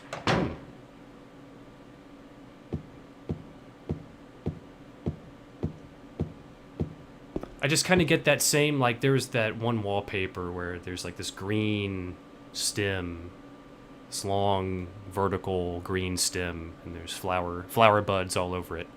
And then that room that we were just in, there's like a long, it's like brown, basically. It's like rotting, wilting. It's like a black stem with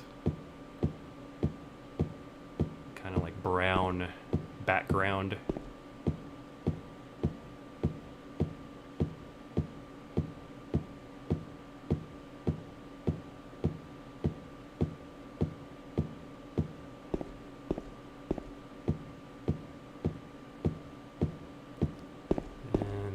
Very end here, we have one of the most interesting key items I've ever seen in a video game. I got canned juice. Let's take a look at this bad boy here.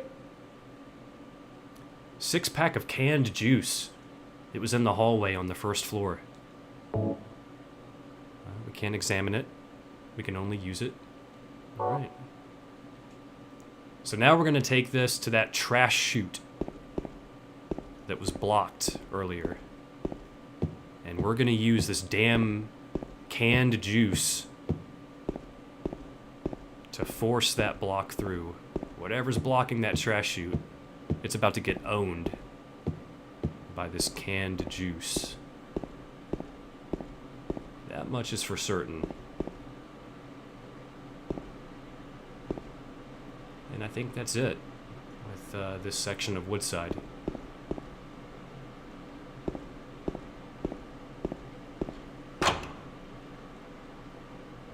I think the higher up you are in that building, the browner the rooms seem to be to me. Yeah, it's like the further along you go there,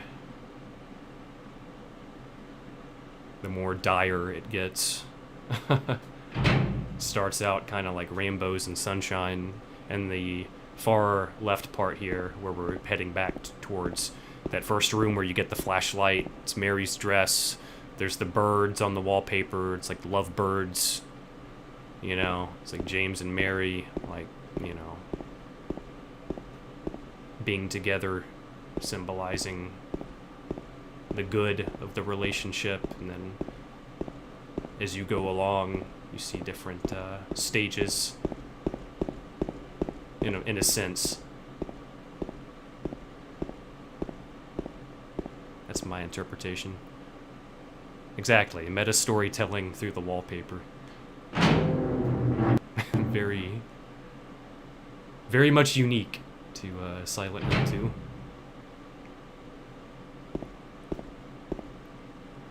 I guess let's quickly save. We don't really need to. I'm gonna take an AFK when we get past this next section, but let's go ahead and let's save over this. We've been going for 2 hours. I'm definitely moving a little bit faster than the last commentary. Okay. So we need to use this canned juice now.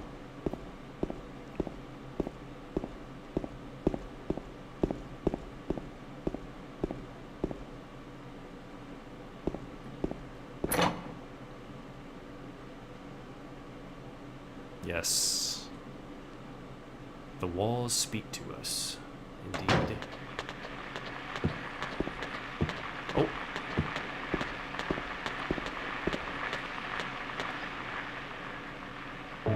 All right.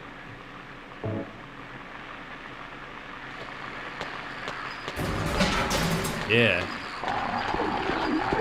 Oh, Jesus.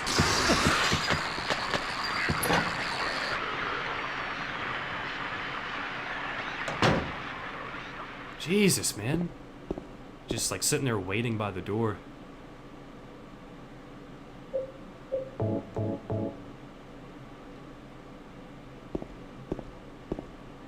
The reason why I'm healing up there is because if you stay, you know, just for anyone watching, if you stay, as I like to call it, in the green there in the top left, if your status window is got that green tint to it, that means that you're full HP.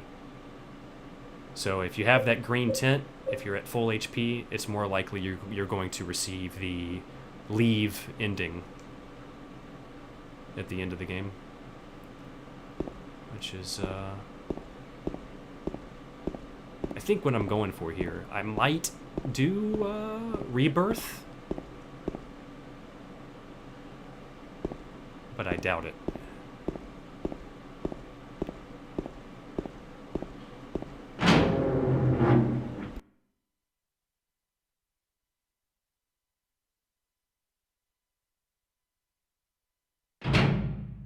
Or I might do dog ending for this playthrough. I'm not even fucking kidding.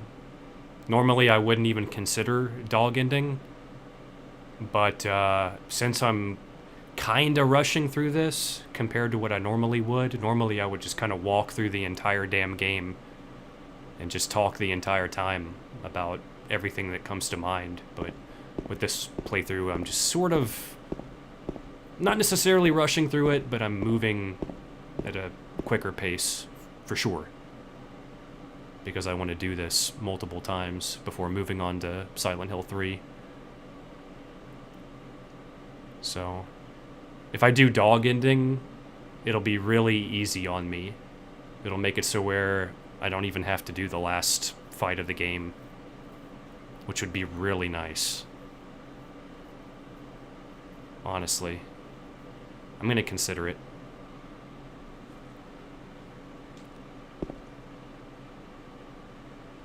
Even though it's a joke ending. The garbage bag is torn, and the contents are strewn all over. I got a coin. Old man. Alright. What's this? Some gossip magazine, eh? The police announced today that Walter Sullivan, who was arrested on the 18th of this month for the brutal murder of Billy Locane and his sister Miriam, committed suicide in his jail cell early on the morning of the 22nd. According to the police statement, Sullivan used a soup spoon to stab himself in the neck, severing his carotid artery. By the time the guard discovered him, Sullivan was dead from the blood loss, the spoon buried 2 inches in his neck. An old schoolmate of Walter Sullivan's from his hometown of Pleasant River said he didn't look like the type of guy who would kill kids. But I do remember that just before they arrested him, he was blurting out all sorts of strange stuff like, he's trying to kill me, he's trying to punish me. The monster, the Red Devil.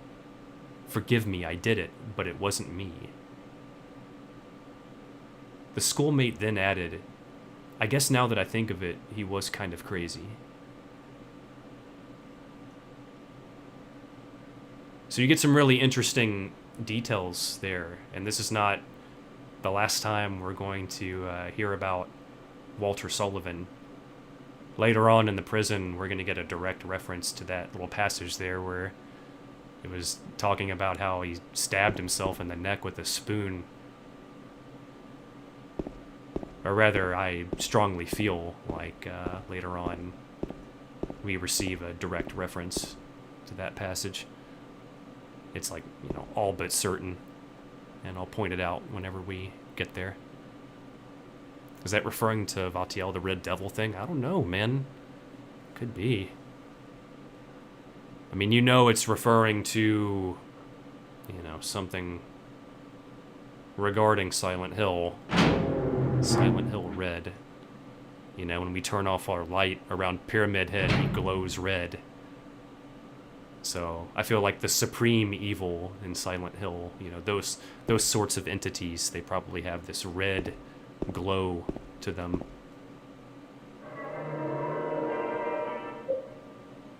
I don't think we need to do this, but no, we absolutely did not need to do that.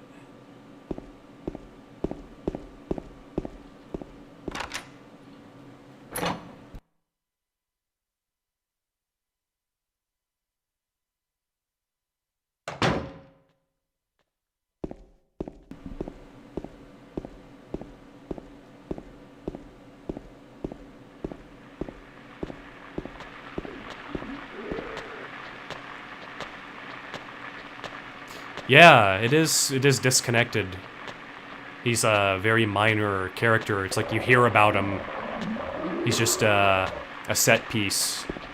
He never shows up. He's just a backdrop for James's story.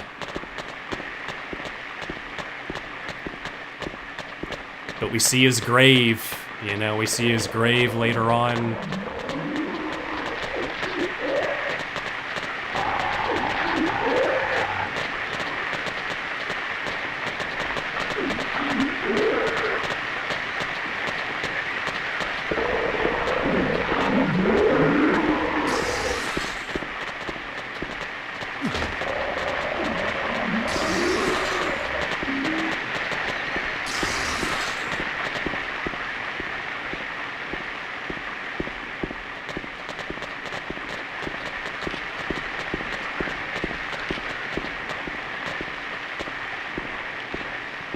Okay, so let's get away from all that.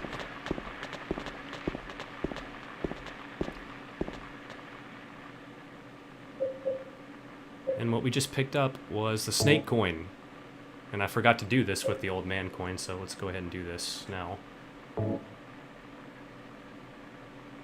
With extra riddle difficulty, when you examine the coins, you can actually see the back of the coins as well.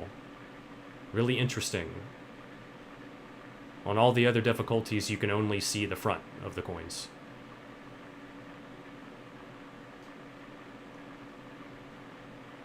So I guess it adds a different layer for you. A gravestone. So with the snake, it was a crescent moon, and with the old man, we have a gravestone. Right? Crescent moon? Yep.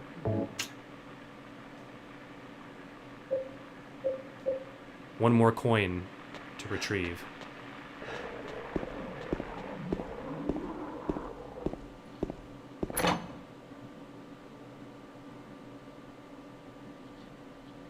Oh, Jesus.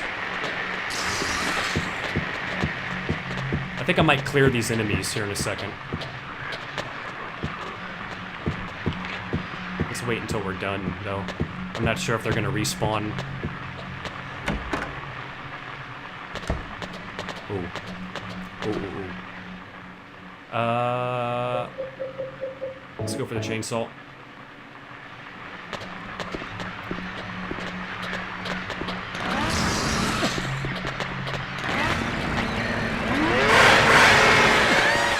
Oh no.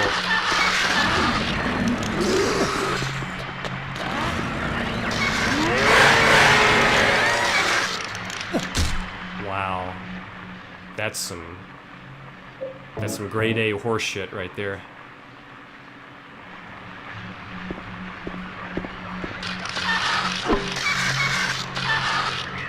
Get out of here.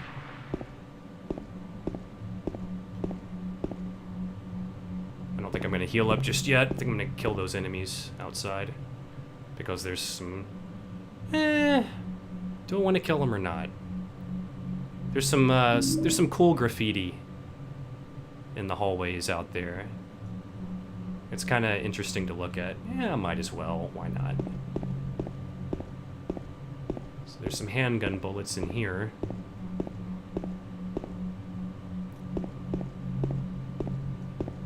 Nothing in the kitchenette area, but there's an interesting brochure on the counter here.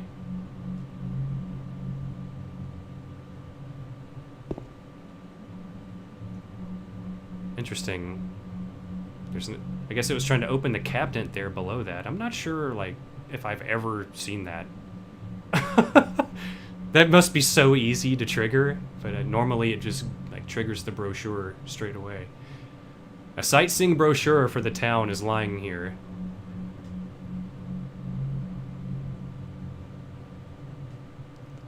Welcome to Silent Hill.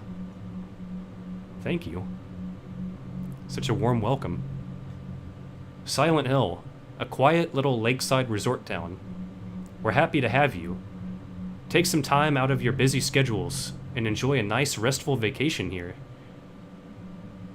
Row after row of quaint old houses, a gorgeous mountain landscape, and a lake which shows different sides of its beauty with the passing of the day, from sunrise to late afternoons to sunset. Silent Hill will move you and fill you with a feeling of deep peace. I hope your time here will be pleasant and your memories will last forever.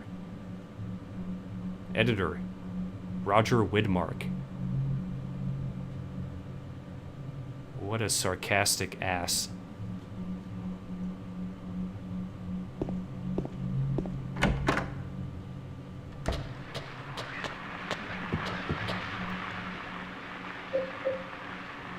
Okay.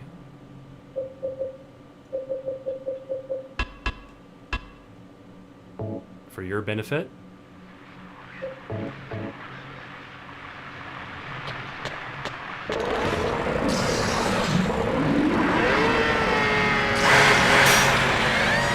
Wow. Where'd you go? Oh. Get him! James! Oh, this is a mess.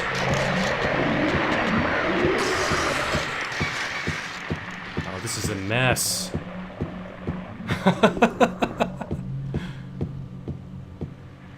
Wow. No, thank you.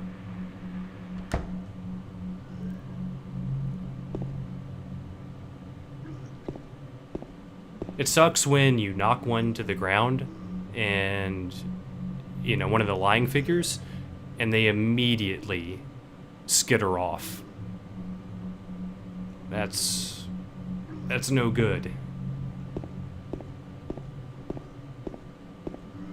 That's why I generally just avoid fighting on this difficulty. It's mostly not worth it, but if you want to explore, it's kind of nice to, you know, clear out the areas.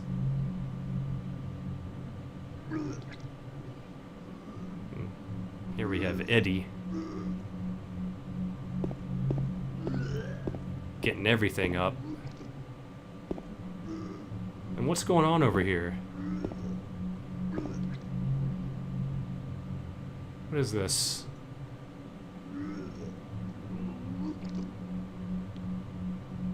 Did Eddie do this? You know, what's going on here?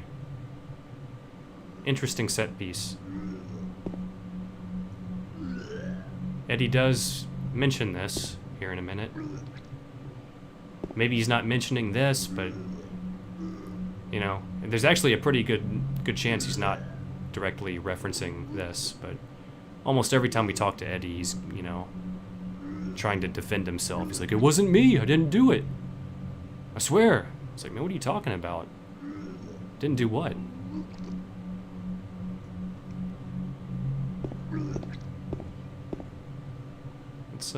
Let's go check on him.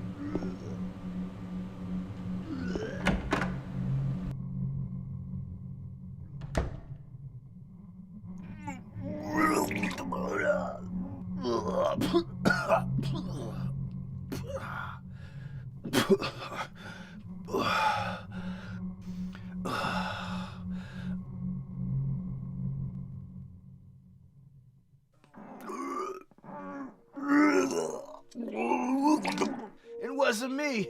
I didn't do it. Do what? I didn't do anything. I swear. He was like this when I got here. My name's James. James Sunderland. Eddie. Eddie. Who's that dead guy in the kitchen? I didn't do it. I swear I didn't kill anybody. You're not friends with that red pyramid thing, are you? Red pyramid thing? I don't know what you're talking about. Honest. But I did see some weird-looking monsters. They scared the hell out of me, so I ran in here. Well, I guess this place isn't too safe either. What happened here anyway? I told you, I don't know. I'm not even from this town. I just...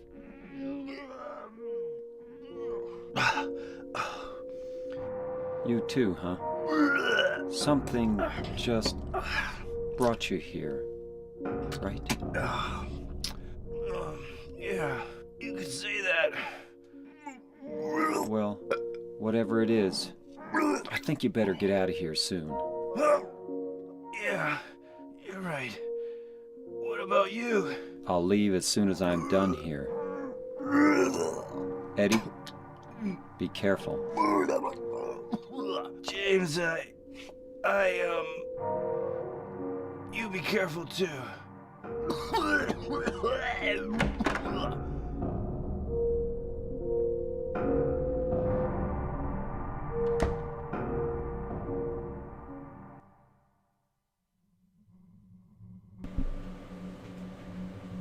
Fucking Eddie.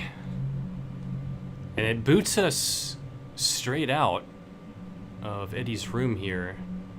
It's almost like it's trying to get us to miss some really cool stuff here. So if we go back in, there's Eddie. We can talk to him again. Get this close-up of Eddie, just head inside the bowl. It's like, what's he doing?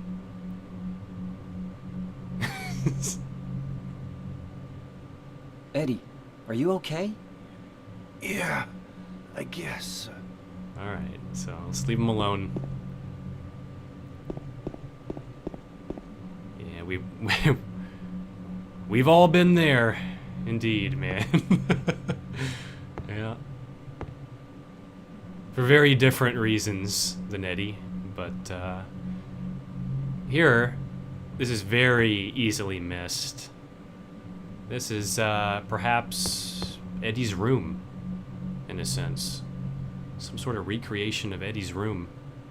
It seems like anytime James meets a character, he enters their version of Silent Hill, in a sense. He starts to see things a little bit differently. The areas that Eddie is around are they look a little bit different. They're tailored for, specifically for Eddie to torment him in a certain way. And same with Angela. Whenever we meet Angela the next time, the area, you know, is going to be all about her. And that's kind of what this game is all about, in a way. We're going to be encountering a series of patterns here, where we're gaining some insight into these characters, and all of the characters, including James. Fade Blaze. We have some sports posters here. Football.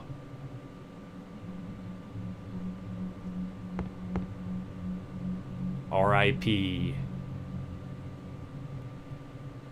Got some very suggestive kind of stick figure drawings here. A guy getting stabbed or something like that.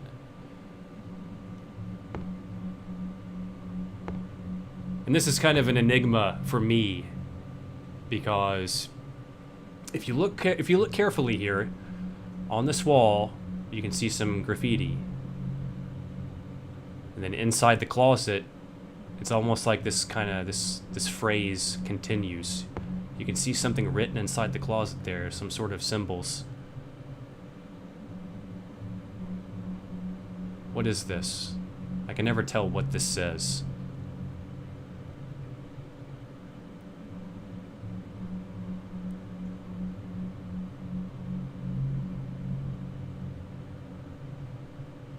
Really hard to discern some of this graffiti.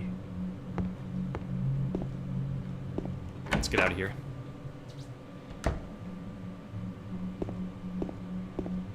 Okay.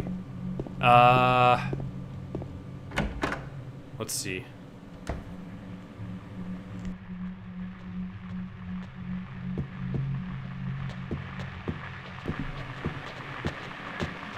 How tough is this gonna be?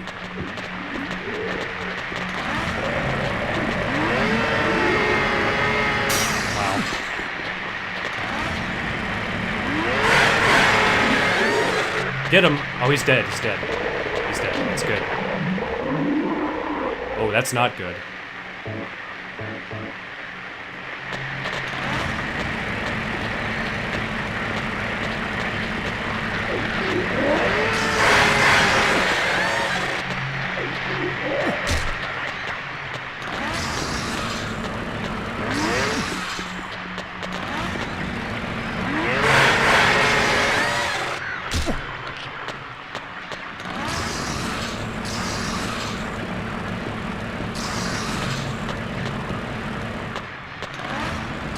Wow.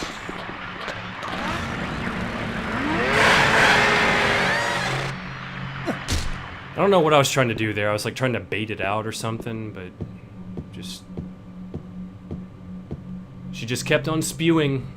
She just didn't stop, so that's fine. Normally I would just run by all of that. But I kind of wanted to look at some of this in peace. Here we have a message that says, "To hell!" Exclamation point. With an arrow pointing straight towards this door. Oh, let's go to hell. Yeah, guess not.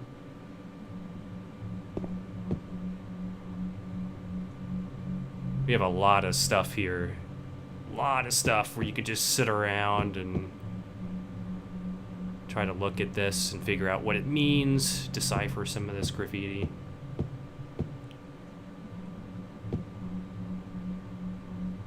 Justin, I think last time I remember you were you pointed some of this out. It says wharf killing. It's actually quite clear. This is some of the most, the easiest stuff to read on these walls. Clearly you see wharf here at the top, and then killing in the bottom left. And then what does this say? The red lettering.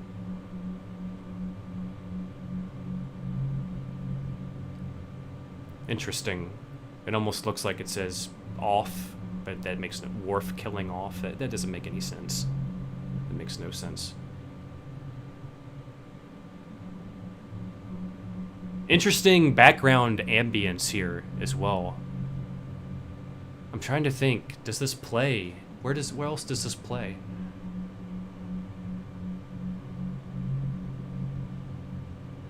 Huh. This is a pretty unique background noise. This might be one of the few areas that this plays.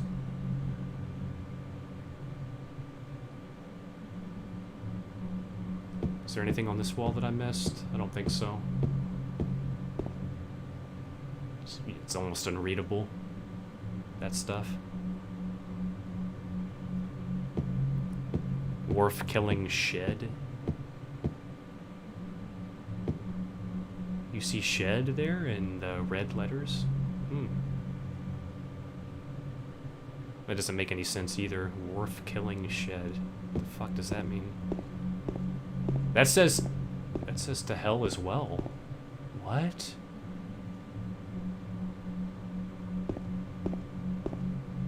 What?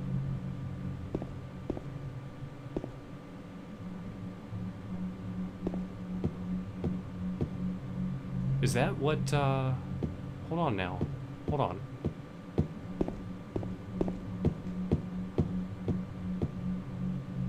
Is that the same graffiti? This right here? This red and then the yellow? Is that just repeat right here? Yeah, that's the same graffiti. It's the same lettering. It's the same exact thing. Yeah, I've never noticed that before.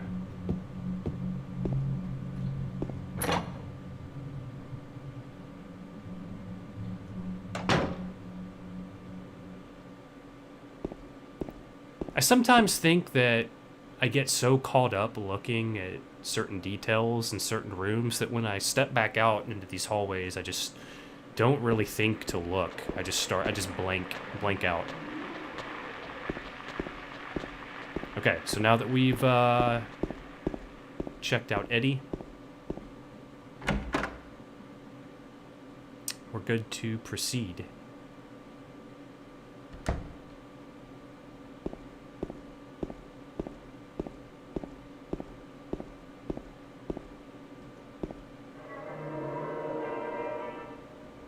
Going to take a quick AFK, about 3 minutes. We'll be back. And I'll probably finish up. We're actually kind of close to finishing up what I want to do tonight. Yeah, see you in about 3 minutes.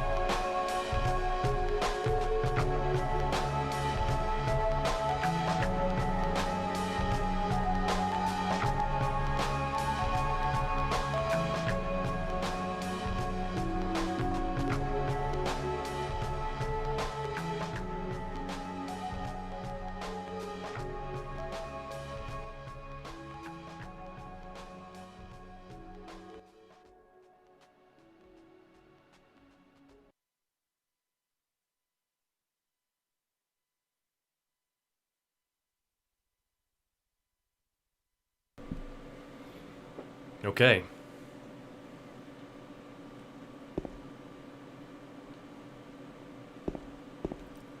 Let's put away the chainsaw.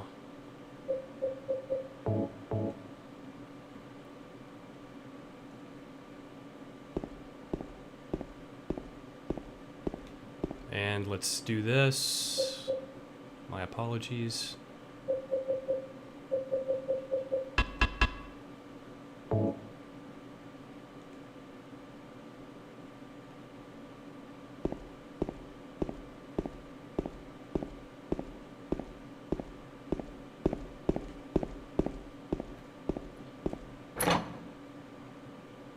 Alright, let's bounce on out of this, this place.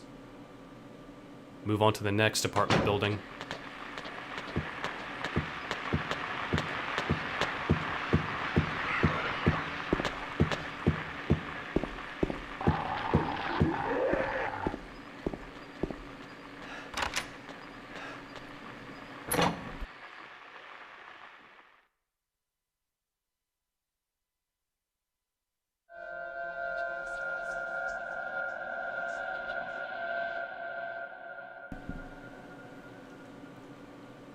There is no fire escape outside the door.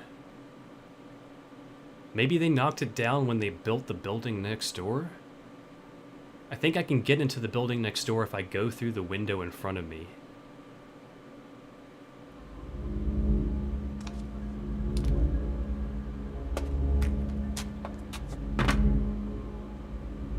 Love that noise.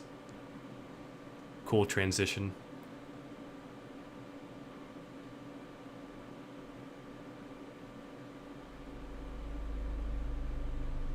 Here we are.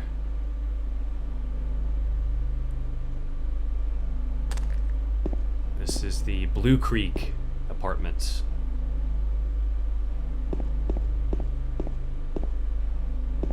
We were just in the Woodside Apartments.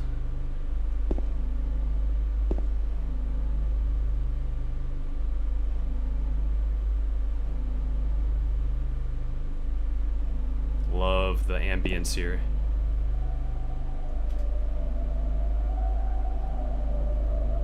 The swirling.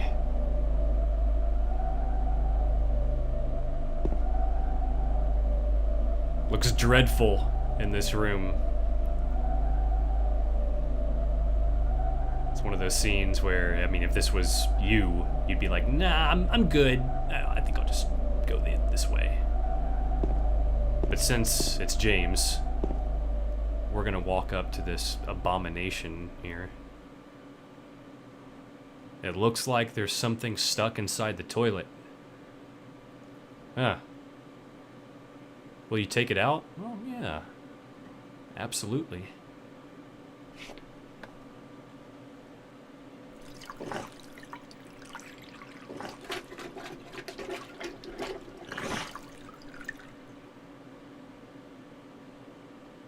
It looks like a wallet. There's some kind of memo in it. 2785. Wow. So this is pretty interesting. It seems like we just got a really straightforward, easy combination here.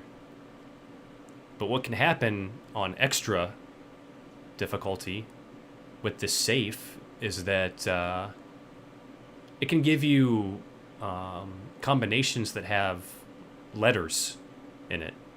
Like 2A, 8J. And you'll be like, what? What's that supposed to mean? So I was getting ready to explain what the letters actually mean, but since we didn't get the letters,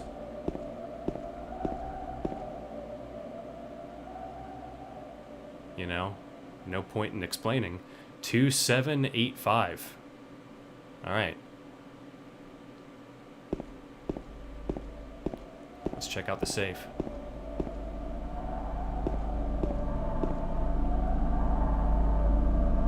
That sound.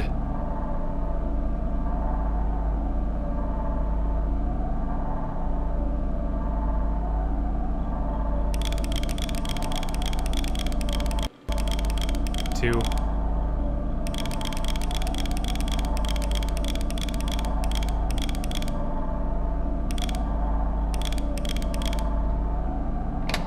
Boom.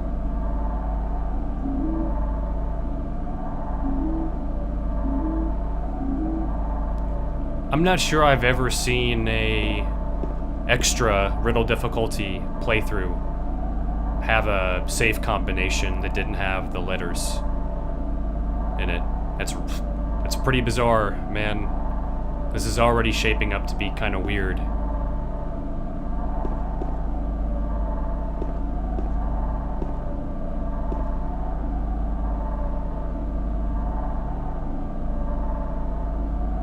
Here we have like an animal or something being mutilated.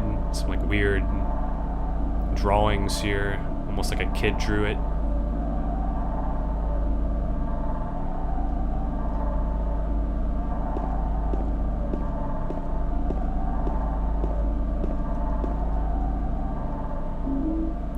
And if we step into this bathroom here, or this kitchen area, the background noise totally goes away.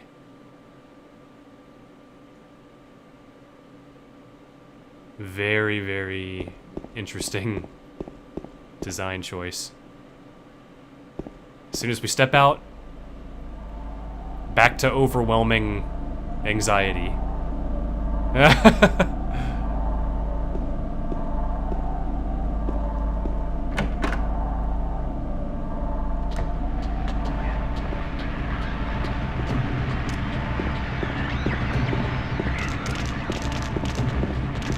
Actually, let's check this out real quick. Real quick. There's a note on the door here. Let's read this.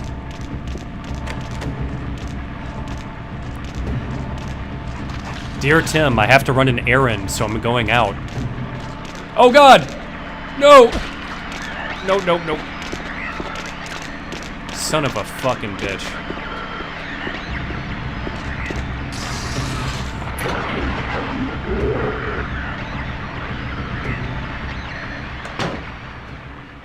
I'm not going to clear all that just to read that note. Yeah. So normally I would, you know, if it had any real value, if it was like, oh, this is kind of cool because, you know, this is something to decipher. No, there's nothing really, there's nothing to decipher, really. You know, it's just a note that kind of leads you downstairs and kind of tells you where you need to go in this next section. But, you know what? Actually, I kind of do want to clear that for a different reason. Because there's a door at the end of that hallway that if you interact with it, a certain thing happens. You get a neat sound effect.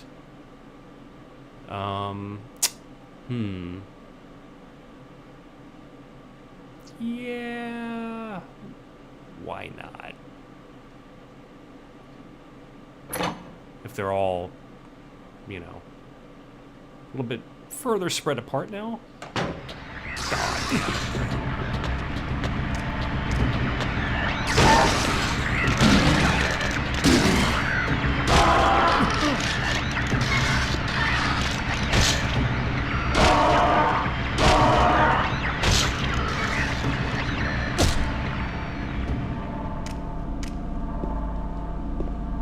This is gonna be a nightmare. Oh. Oh, I'm almost dead. Well.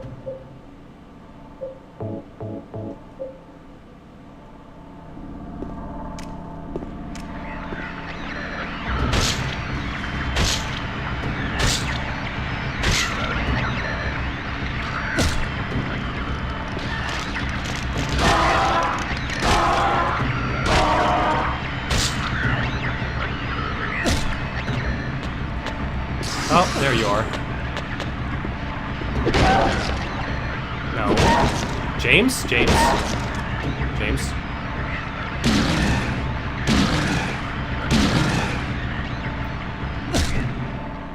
Okay, it's should be over now.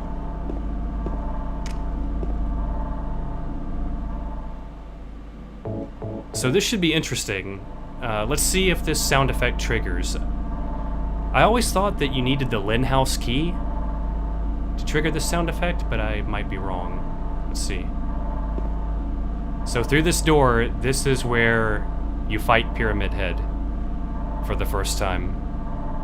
We're gonna pass through this door very shortly. Check this out. It's locked. Listen closely.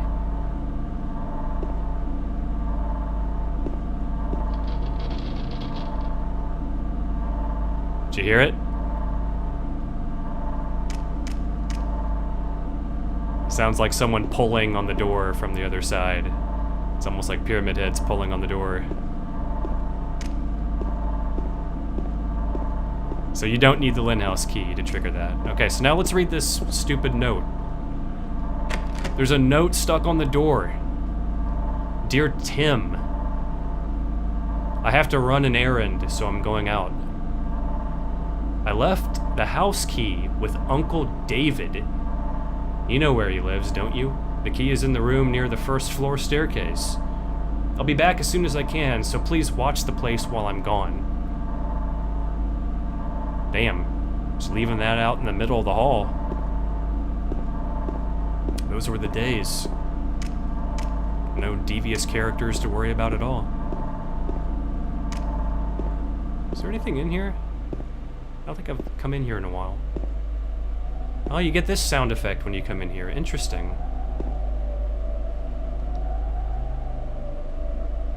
What's that?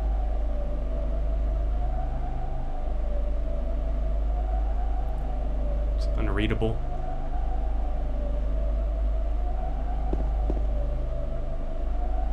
Yeah. Pretty much. Damn. Tim. You know Tim. Alright, so here's our map.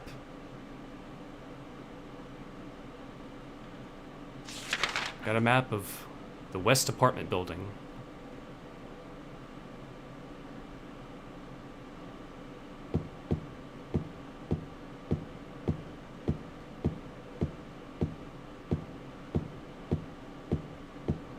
This is kind of a cool hall right here.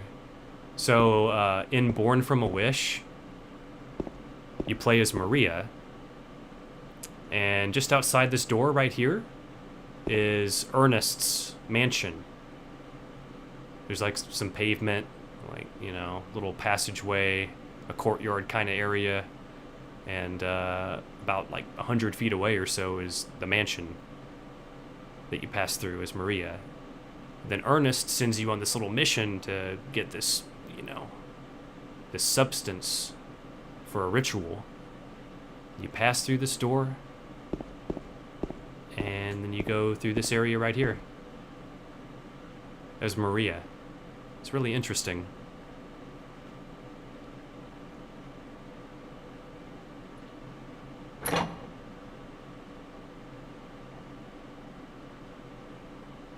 Faint stain-like silhouette on the wall in the shape of a body.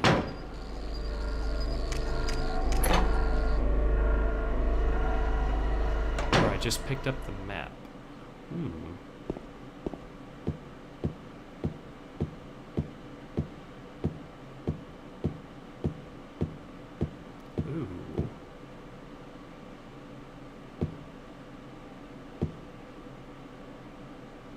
On this wall? Like behind the map?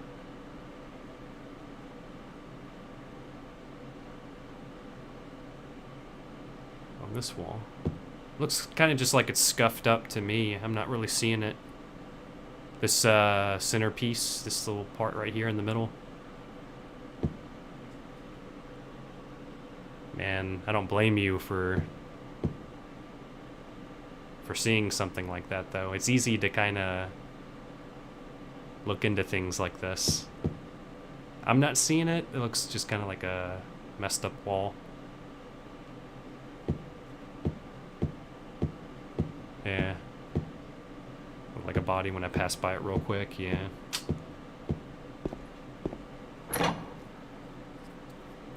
so...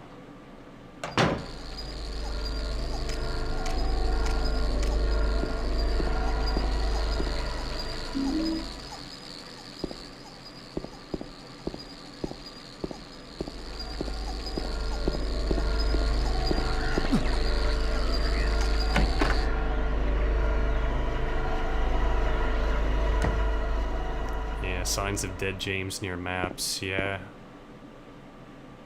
There's a few places like that, you know, maps just on the ground. In Brookhaven, it's just on the wall. West Side Apartments, it's just on the wall. But every now and then, it's normally like very specific locations, like almost the you know, the optional locations. You know, Neely's bar and stuff like that.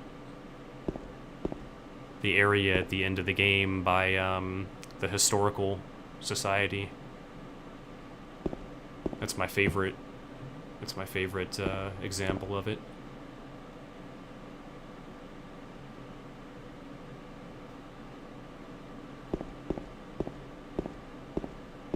All right. So this is Angela's room.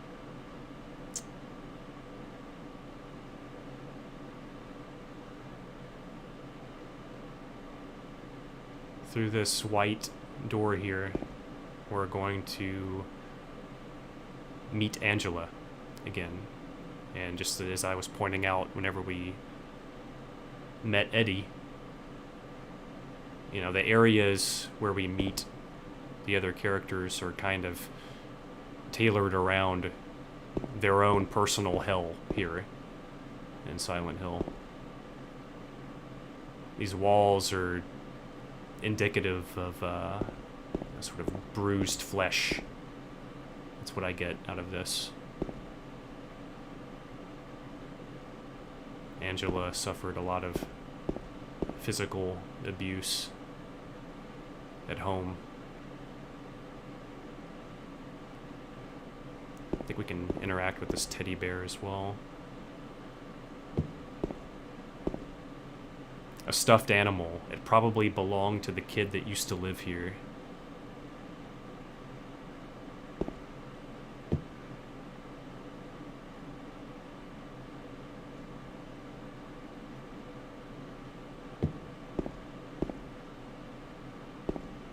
All right.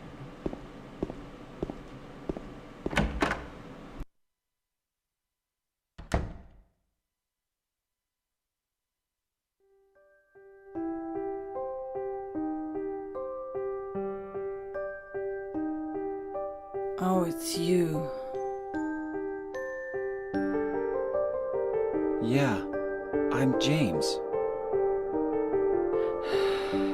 Angela. Angela, okay.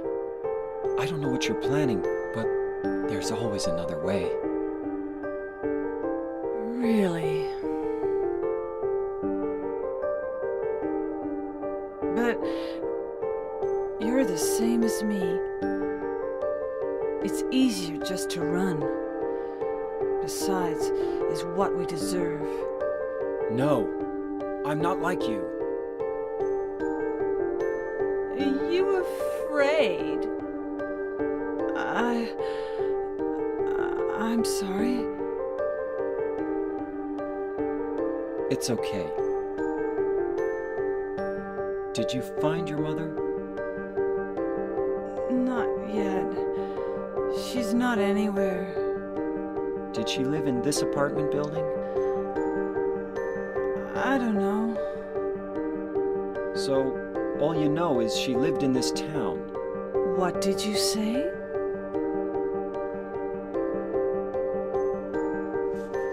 How do you know that? Well, I just figured, 'cause this is where you're looking for her. How else would I know? Yeah. Am I right? I'm so tired. So, why did you come to this town anyway? I'm sorry. Did you find the person you're looking for? Not yet.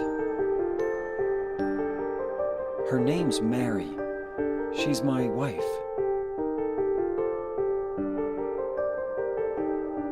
I'm sorry. It's okay. Anyway, she's dead. I don't know why I think she's here. She's dead? Don't worry. I'm not crazy. At least, I don't think so. I've got to find my mama. Should I go with you? This town's dangerous. Now I know what you meant back there in the cemetery. I'll be okay by myself. Besides, I'd just slow you down. What about that? Will you hold it for me? Sure. No problem. If I kept it, I'm not sure what I might do.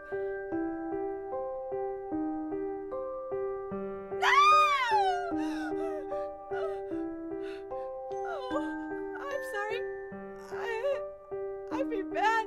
Please don't.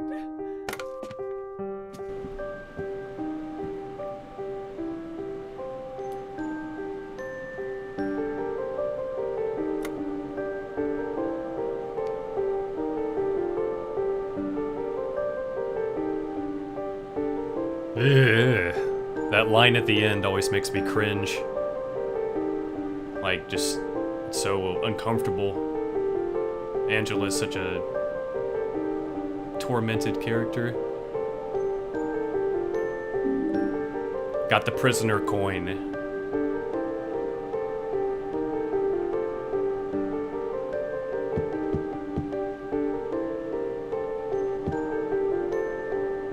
A photo.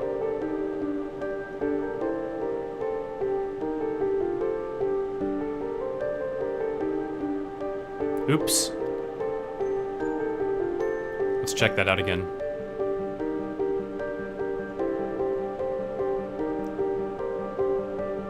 So that's Angela's family.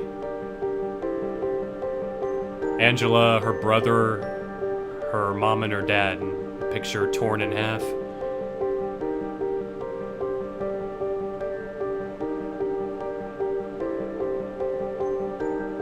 Look at the ceiling here.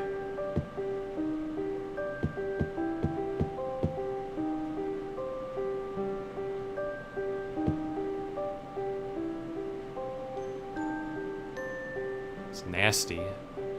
It's like exposed flesh. Like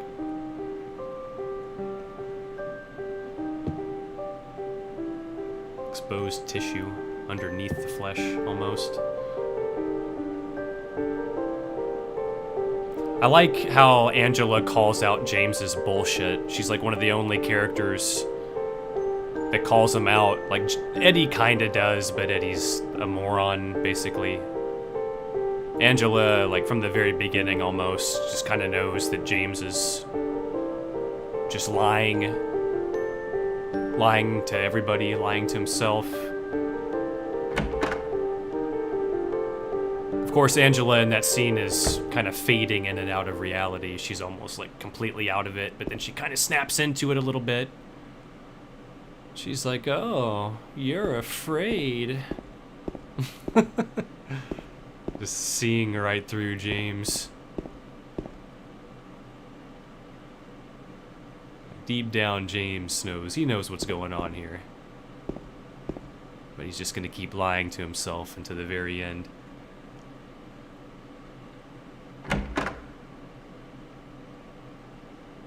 Yeah, James.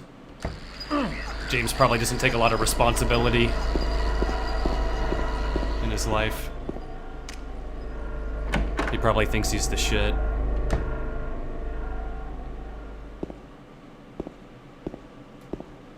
And over here, we have a very small item on the counter here. This is our first item for the rebirth ending. I got white chrism. And this is essentially the item that you come in to retrieve as Maria. in this very room, actually. But it's sitting on the coin puzzle desk. It's sitting on this corner. I think it's on this corner right here.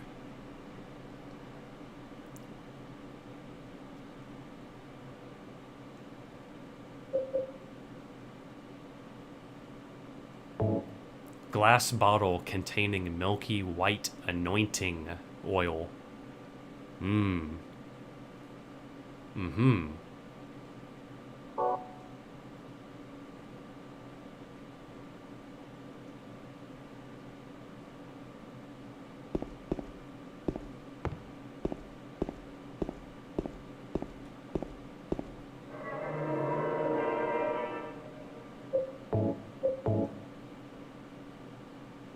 Let's go ahead and save.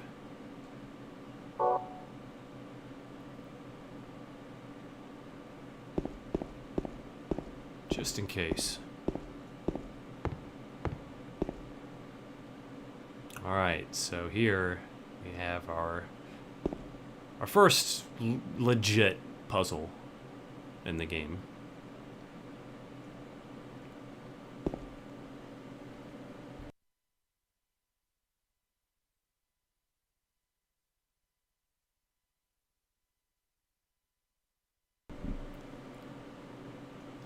There's something written on the desk.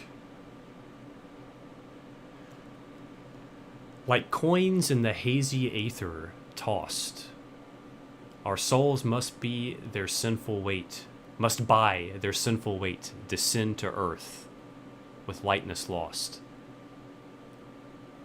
To right the sins that they hath laid, when thrice in falling they intone, then happiness shall be thy own. The first note be not by the horned one rung, though it be there that all sins be sprung. The bringer of life and the bringer of shame, the sins of the latter be ever more tame.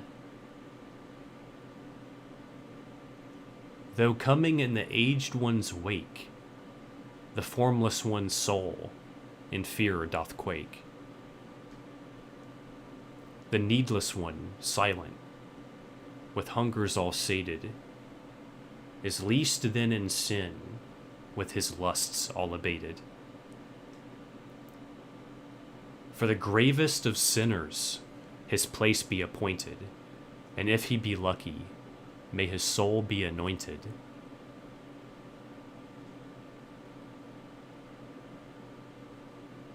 Pretty nicely written.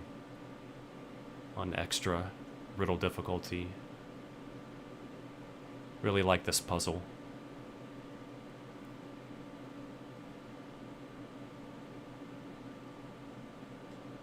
There is a line of 5 1-inch round depressions set into the table.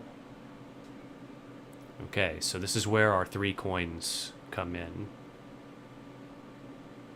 This is interesting because in all the other difficulties, you place the coins from left to right.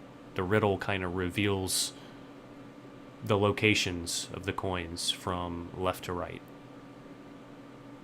Whereas in this riddle, on extra, it's from right to left.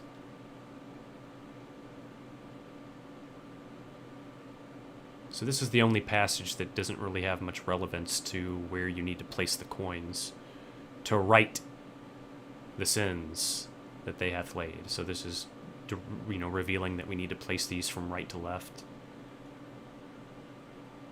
And long story short, this reveals that the first slot is empty. The bringer of life and the bringer of shame. So that would be the prisoner coin, the woman, or the egg, which we actually haven't examined yet. We'll do that here in just a second. That's the only coin we haven't examined. But I believe the front is a woman, and on the back is an egg. So that would be symbolic of, life to me. And the prisoner coin, that would be symbolic of shame.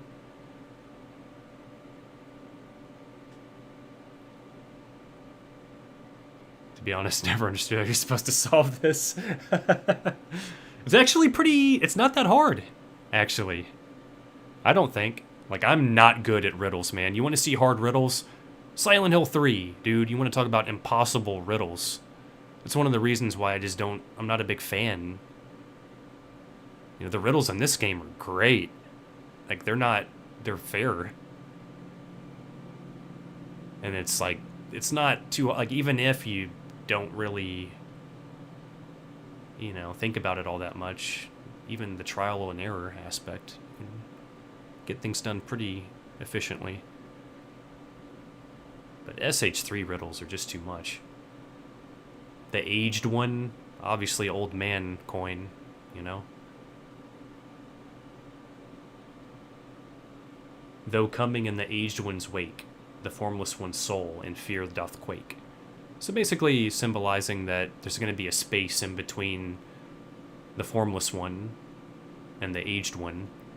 Formless one being the only other coin that we have in our possession, being the snake, the serpent, the devil, you know, the formless one.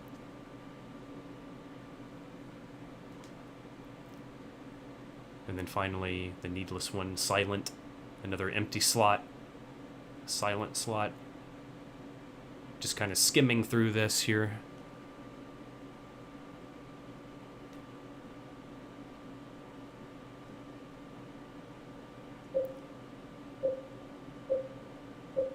So, prisoner.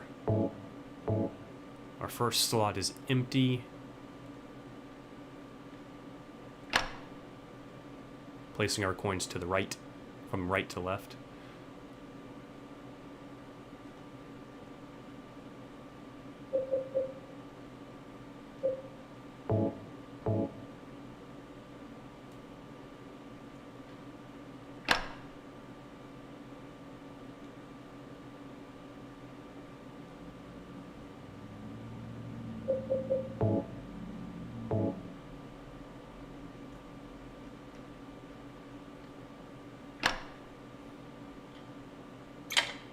Snap.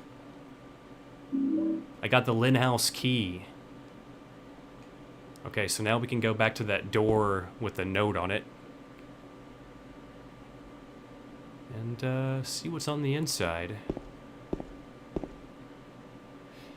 Yeah, the soundtrack to SH3 is definitely one of the high points for me. The game is beautiful. The game still looks great to this day. It's kind of like this game. I mean, yeah, it's dated, man, but it still looks great, in my opinion. SH3 just looks even better. And I haven't played it in a long, long time either, so it's going to be fun on that level. I know this game very well, whereas Silent Hill 3, not so much.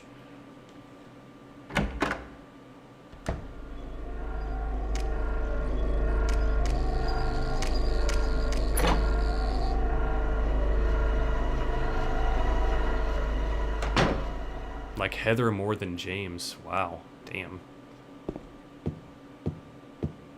Heather, I don't know. It's been a while, man. I find the characters in SH3 to be annoying in general.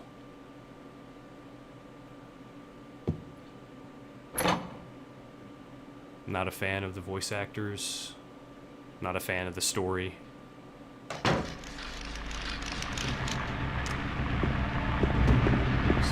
One of these is still... Oh!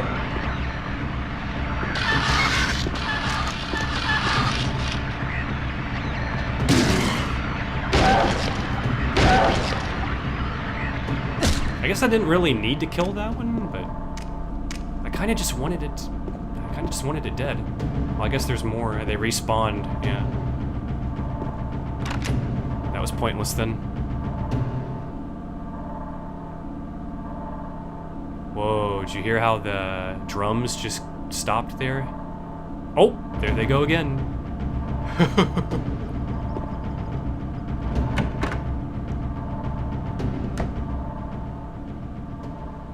So yeah, if we get the Lynn House key and we try to pass through that door, we can't read the note. You know, that's the only reason why I was like, oh, you know, maybe let's read that note.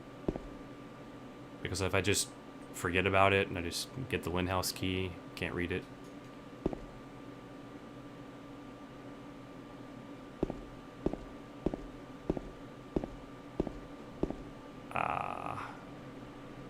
It sucks. So there's a unique sound effect that can sometimes play in this room. I think it played for the first stream I did. It played, but every stream since then it hasn't. It's pretty rare, I'd say. This is one of the more rare sound effects.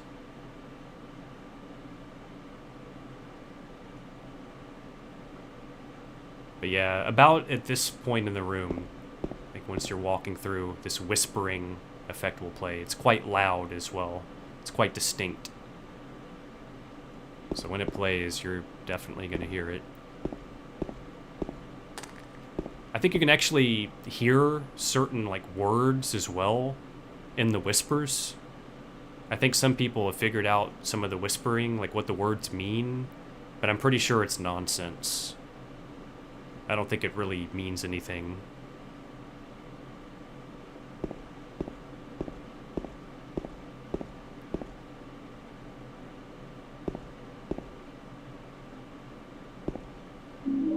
I got handgun bullets.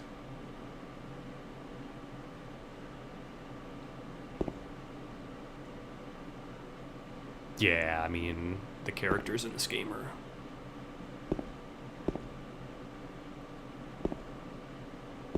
much preferable to Silent Hill 3. I got the apartment stairway key. Okay, so now we can pass through that blue door and take on Pyramid Head. Never gotten the sound effect. Yeah, I think I did it the first time, man. First time I played through. Maybe like went to bed or something. Like you've been here for pretty much the majority of my streams. Like maybe you went to bed or something. I don't know. Missed out on it. I'm like almost positive it played during that first stream.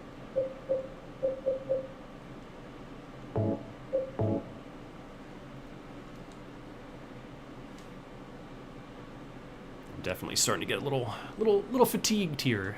So we're gonna take on Pyramid Head. I might go ahead and you know, I'm definitely gonna meet Laura and Maria afterwards. And I might wander through the town a little bit and do like, you know, the gas station and Heaven's Night, and then save at Brookhaven Hospital and call it for the night. So that's my plan. My loose plan, unless I just get really tired after Pyramid Head. And I might, you know, grab Laura and Maria and then just save.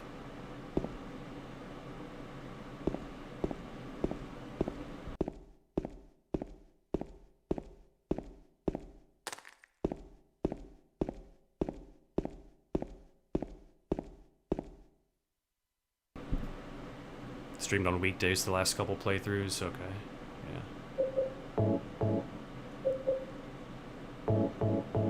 Not doing so great on. I'm doing pretty good on ammo. Doing okay on ammo. We're about to use a lot of it though.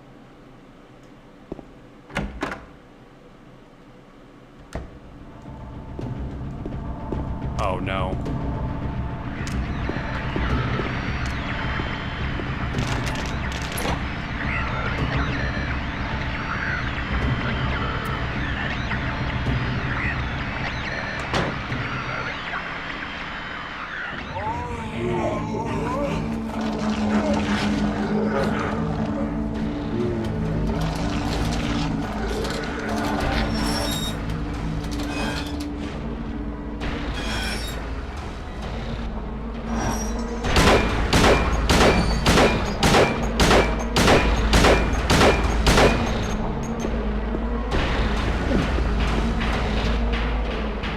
James having the exact reaction that I would have walking through at that moment. You walk into a room and you see that. It's like, oh God, get me the fuck out of here.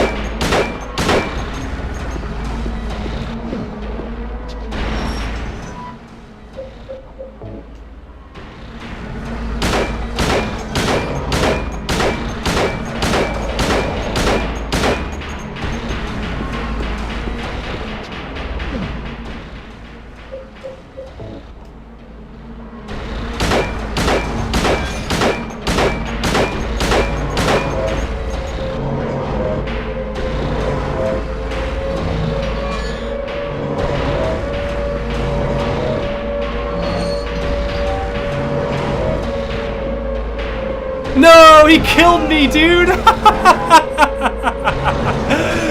Oh my god. I deserve it, man. I deserve it. I deserve it. I deserve it. Oh my god. Oh no. Have you never seen that before, man? I was waiting on it, man. I was waiting on it, and I backed up and everything, and he still just split me in half. Yeah. He'll kill you in one hit there. On hard action difficulty. Well, my apologies. I gotta do that business all over again. But I was trying to follow him there because if you get up close on him, you can get this kind of funny camera angle where you see him retreat and he's just like walks into the water and it looks kind of funny. And I was, you know, trying to achieve that. But if you get too close, he'll turn around and split you in half. And he's so slow that normally, you know, I can just back up and I'm gonna get out of the way. But he got me that time. I was backing up. I guess I just got too close. I'll have to go back and watch that.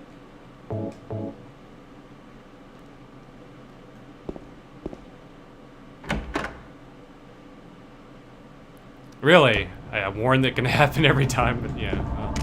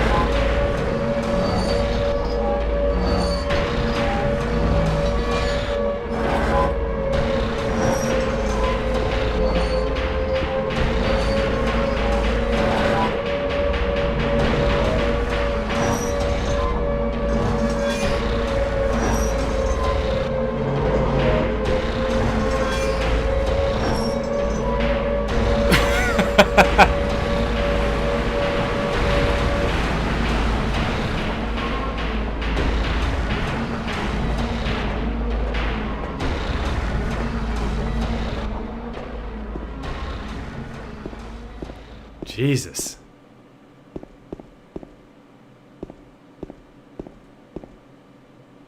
I was definitely careful there. I was like, no, I'm not gonna test him this time. I don't want to have to do that again.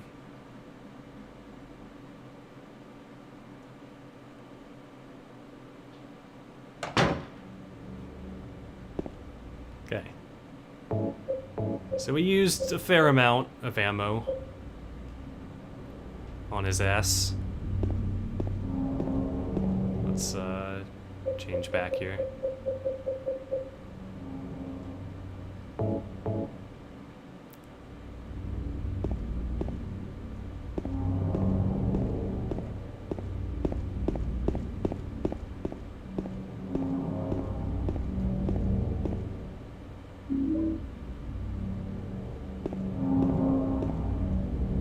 Gnome children from that one game, Little Nightmares. Little Nightmares. I've never played that. I'm not sure I know what that is.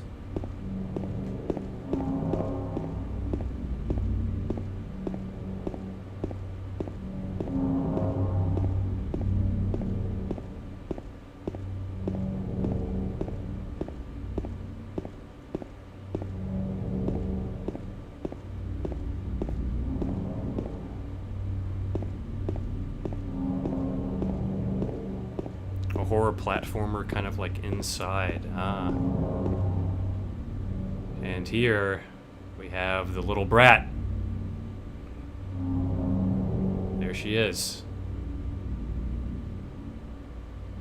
So my interpretation of this game is, you know, that James has two guiding spirits through Silent Hill, Laura and Maria. Laura being the good path, so to speak, and Maria being the bad one. I know some people that think that, you know, Laura is alive. This is a real girl here. But I'm of the opinion that this is a spirit. This is an entity of Silent Hill. And the leave ending is pretty much my main evidence for that. The very last sequence of the game, actually. Laura is 100% not alive. WTF. Yeah, I mean, I don't think she's alive. I don't think she is. There's not a lot of, like, you know, there's not, like, direct evidence that she's not, necessarily, but I think it's pretty heavily implied that she's not. And I don't think that common sense really dictates that that's a real girl there. I mean, I do, you know, you can make the argument that it is, you know, I guess, but James and Angela and Eddie are real. So there's a possibility that Laura's real as well, and she's just you know, but I strongly doubt it. Seems like she was one of the sick people at the same hospital as Mary, and she was just a part of Mary's life, and that's why she's here in this town, and part of James's story here, because she's a part of Mary's life, and James can see her, and Maria can see her. And, you know, but Eddie can see her as well. So she's, like, you know, chatting it up with Eddie, you know, yucking it up with Eddie. And it is kind of weird, I guess, for, like, that bleed over to occur, but I don't know. There's all kinds of possibilities. So I don't, like, discredit anybody that thinks that she's real. I just think that that's just my opinion. We'll have evidence to back it up as the game moves forward.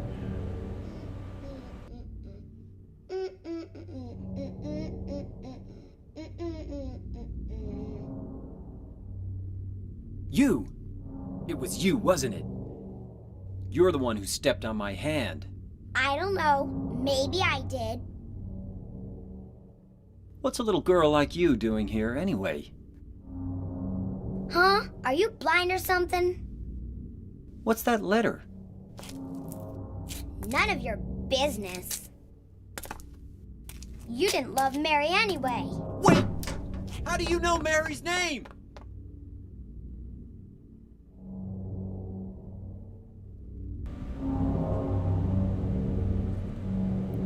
Kind of some strange dialogue there. What? Are you blind or something? What's that supposed to mean, exactly? You know? James warns her, it's like, what, you know, what the hell are you doing wandering around here? You're a little girl. And her response is, huh, are you blind or something? It's kind of, I guess Laura presumably drew this as well. Adorable.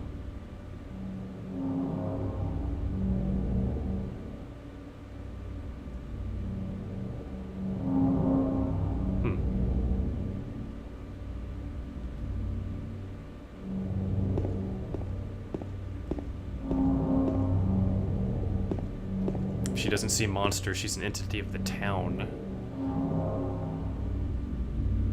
Yeah. You could make the argument that she's just not guilty, she doesn't have a guilty conscience, because she's a little kid, and she hasn't murdered somebody like all the other characters.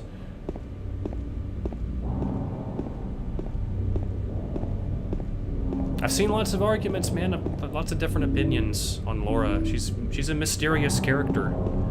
I just think that the Leave ending, and the Leave ending, as James is walking out of the cemetery, you know, Laura is leading. She like walks out in front of him, and she fades out. She like fades out like very quickly. Her character model just disappears, and then James just continues to walk forward past that point. His model doesn't fade out. He just continues to walk forward. I think it's pretty obvious. It's like the definitive point where it's like, oh, okay, Laura is a spirit. Like, definitely. Like, that's how I've always interpreted the game. But up until that ending, it's always been like, oh, you know, maybe she is, maybe she isn't. But I've always felt like up until that ending, it's always been heavily implied that she's not alive. Like, there's no way that's a little girl just wandering around. How the hell did she get here? You know, who's looking after this little girl? Mary, are you here? One of the famous locations that James and Mary used to frequent, Rosewater Park.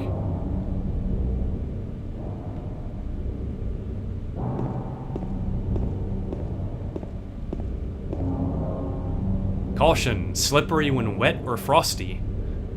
Well, thank you.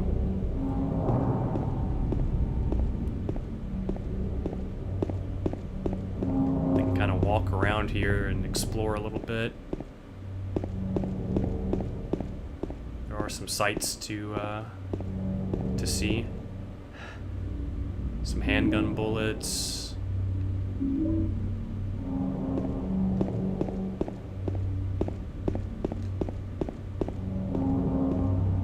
Some more stuff here. We can use all the stuff we can get on this difficulty. Guess unless we do the dog ending, which we might do that. We might do that. Actually, if we do the dog ending, then we don't really need this stuff. Patrick Chester, son of Edward. He fought and died for the people, for liberty, and for all of our tomorrows. His memory lives on. Silent Hill lore. Patrick Chester, son of Edward. I don't think this is ever referenced in any of the other games. Headless guy with no arms. Headless horse. It's fucking really creepy.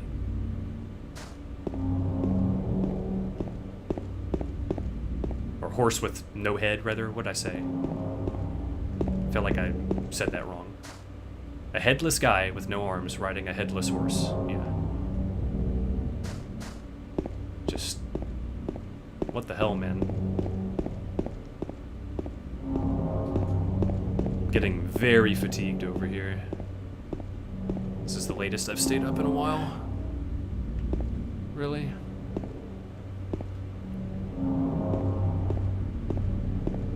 But where's that guilt thing ever substantiated in the lore beyond a convenient hypothesis?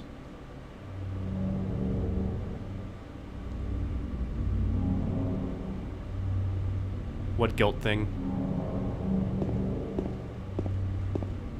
Not sure what you're talking about.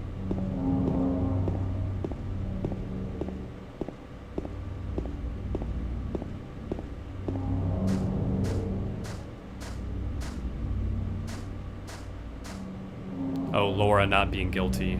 Well, I mean, she's just a little kid. There's nothing... you don't learn anything to indicate that she needs to be in Silent Hill being punished, like undergoing the trials like the other characters. Like James and Eddie and Angela.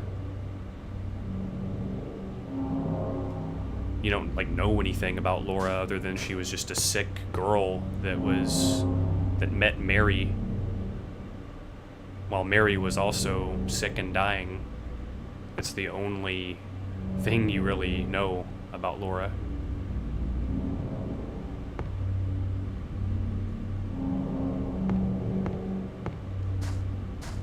You don't know anything about who she is, who her parents are, how she came to be at the hospital, who's looking after her. I guess, like, Mary said that she was going to adopt her if she got better in that letter. So, essentially, I guess you could, you know, deduce from that no one's really looking after Laura.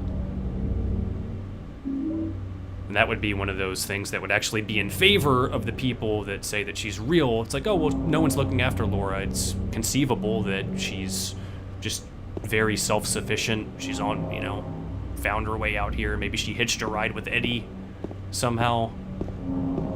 You see her with Eddie in the opening cinematic of the game, chilling by that van, that white van. So it's like, all right, you know, there's some indicators there that, you know, you couldn't totally rule it out. So, yeah, I mean, I think it is in a neutral state. I think this is like a real area we're in right now. I don't think there's anything altered about this. You know what I mean? Like at this particular moment in time, I'm pretty sure James is actually like right here in like normal Silent Hill. I don't think there's much like altered about this. Like the physical space that he's in, you know?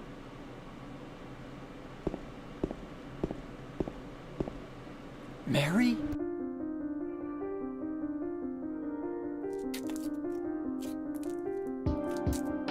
No, you're not.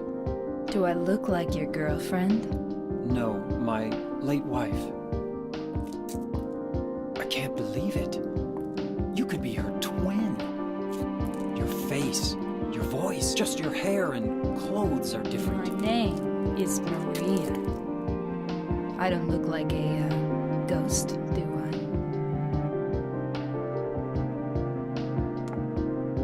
I? See? Feel how warm I am? You're really not Mary. I told you, I'm Maria. Sorry. I was confused. Where are you going? I'm looking for Mary. Have you seen her? Didn't you say she died? Oh yeah, 3 years ago. But I got a letter from her.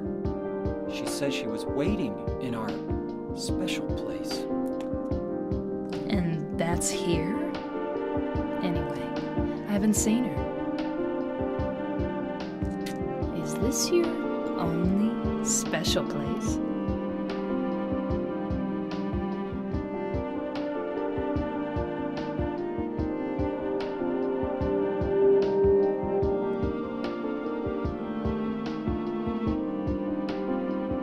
Well, there's the hotel too, I guess. The one on the lake?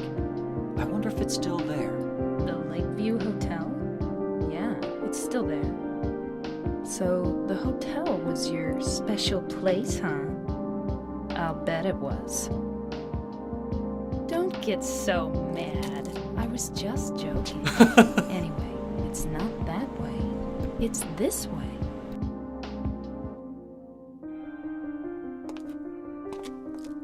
You're coming with me? You were gonna just leave me? No, but... With all these monsters around? No, I just... I'm all alone here. Everyone else is gone. I look like Mary, don't I? You loved her, right? Or maybe you hated her. Don't be ridiculous. So it's okay? Yeah, fine. It's one of my favorite cutscenes. Easily, it's one of my favorite cutscenes in the game. So many cool details in that. So many cool details, lots to talk about. But I'm just too fucking tired to talk about it all. It's hilarious though. Maria just easily battering James down. That's your special place, huh? I'll bet it was. James just starts like walking off. Come on, man. What are you doing? But I like how she's like, no, that's the wrong way. It's this way. And she just, corrects him. And then he just starts walking off. James is just gonna walk off, like, without saying anything. Like, bye. He's just on to his next objective. Like, later. Without saying anything. He's just gonna take off. Just walk in the direction he needs to go. Just total, zombie mode. Totally entranced.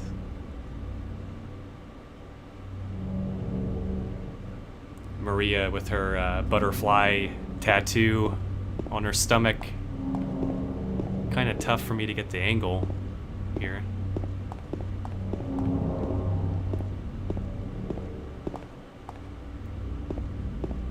There it is.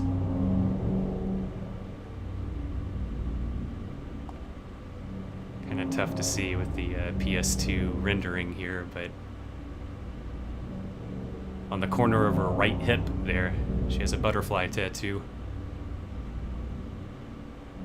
And her skirt is the same sort of flower pattern as Mary. Instead of having a white skirt with a floral pattern, she has a black skirt. And it's cut a little bit higher, obviously. Her outfit is a little bit more sexy.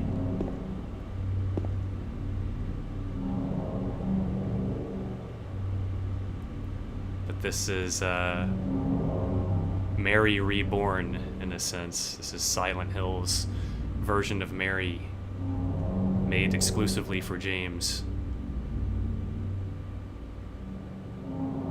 And James is too much of a dumbass to realize what's happening. He's too far gone, too immersed in his own lies.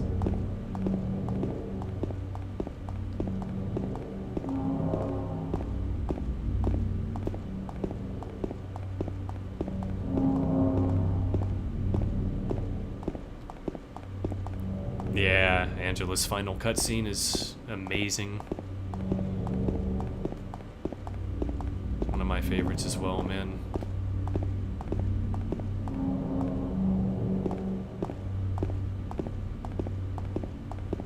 Really chill part of the game here. You kind of get a breather after the hectic sort of scenarios that you face in the cramped spaces of Woodside Apartments and Blue Creek.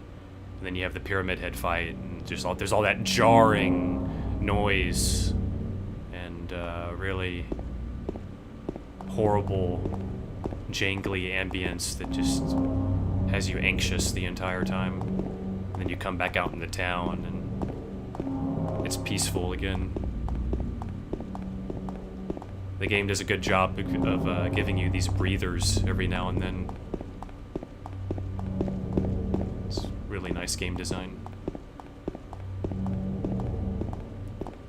But there's a couple things we can just kind of check out here, just for the hell of it. We're just about done. We have a couple really cool locations to look at. Actually, I think we went the wrong way here.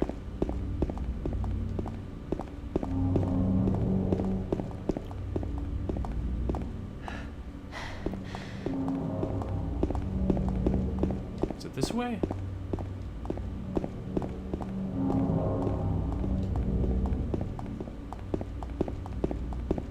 I think it's down here. Yeah. So here is a location that we'll be coming to later on in the game.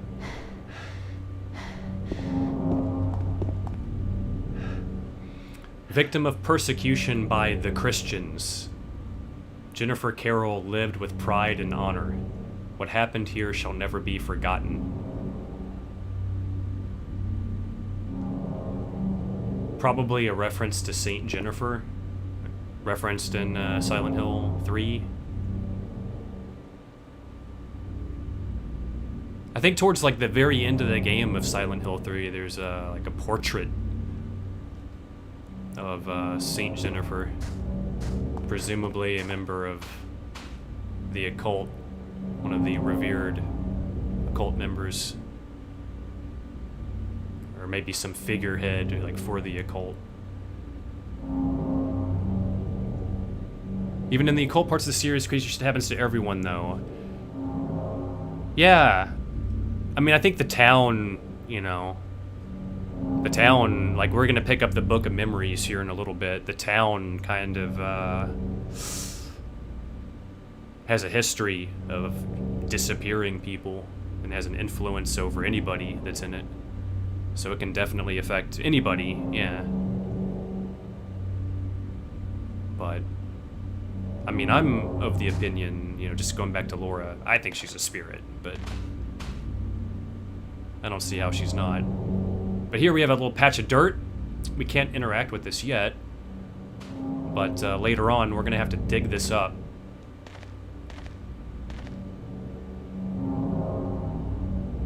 Interesting, we can't even do anything about this pile of dirt. We can see it, but can't inspect it at all.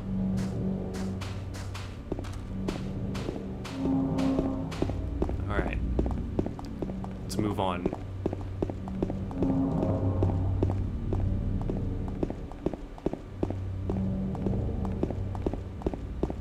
And here, Maria can die quite easily, actually. Wow. Bitch.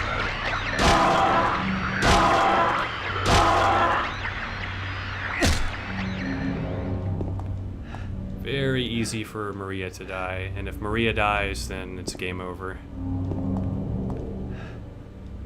There we go. Across the street here, we have a save point. We have Jack's Inn. I think I'm gonna have faith and bypass it. Just save at, what's it called? Save at, Brookhaven. Let's go ahead and just get to Brookhaven. How many times are you gonna go through SH2 before you move on to 3? I don't know. I might play 3 next. I plan on playing through them both quite a bit. I don't want to burn out on either. I just kind of want to play them a little bit and, you know, refamiliarize myself with them.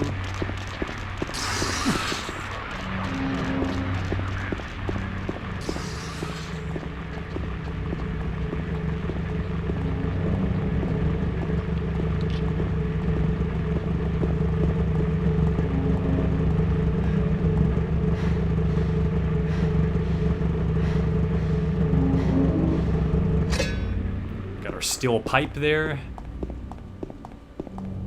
For some reason it was like the engine was still running, and then we removed the pipe and then the engine stopped. It's like, alright game. So let's go ahead and equip that steel pipe. Get our upgrade here.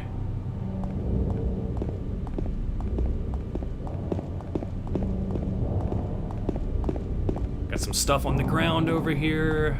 Let's take advantage.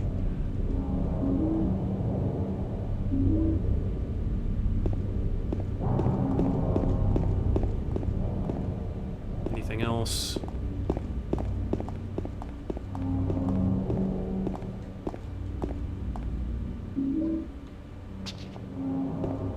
Is there something else? Oh, some bullets there. Didn't see that. And over here,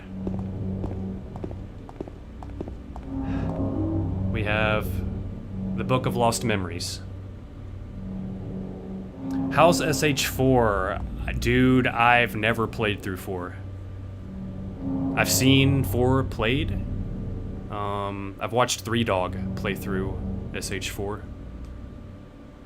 And it looks terrible.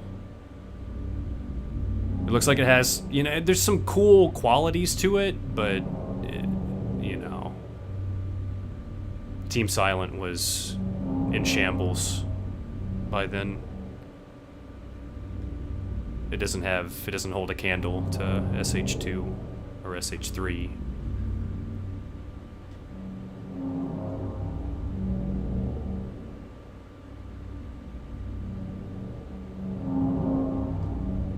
The name comes from the legend of the people whose land was stolen from them. They called this place the place of the silent spirits. By spirits, they meant not only their dead relatives, but also the spirits that they believed inhabited the trees, rocks, and water around them. According to legend, this was where the holiest ceremonies took place. But it was not the ancestors of those who now live in this town that first stole the land from these people. There were others who came before. In those days, this town went by another name, but that name is now hopelessly lost in the veils of time. All we know is that there was another name, and that for some reason the town was once abandoned by its residents. So this place is fucked. Long story short.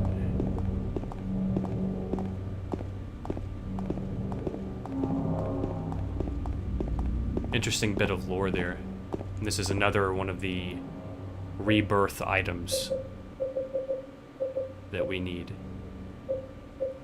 White Chrism, Book of Lost Memories, Obsidian Goblet, and Crimson Ceremony.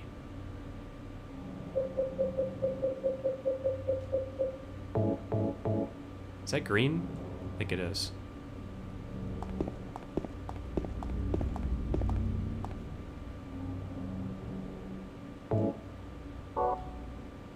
Yeah, it was green. Fuck it, doesn't matter. There might be some items down there to the left. I don't think there is. But we're not gonna bother.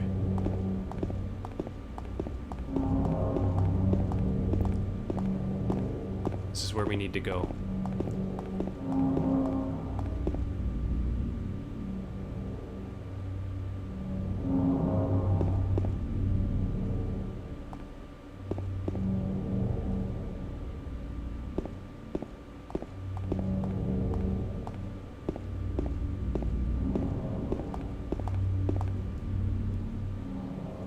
I'll wait here. I hate bowling. I didn't come here to play, you know. Hurry back, okay?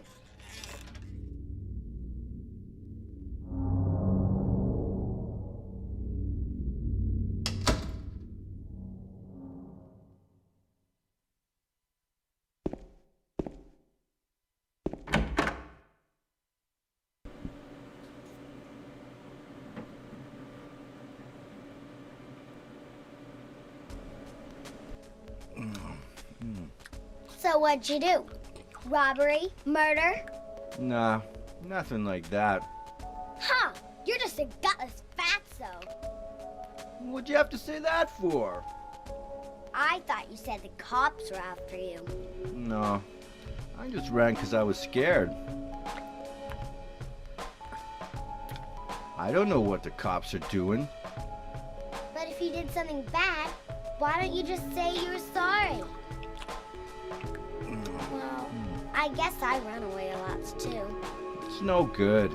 They wouldn't listen. Nobody will ever forgive me. Did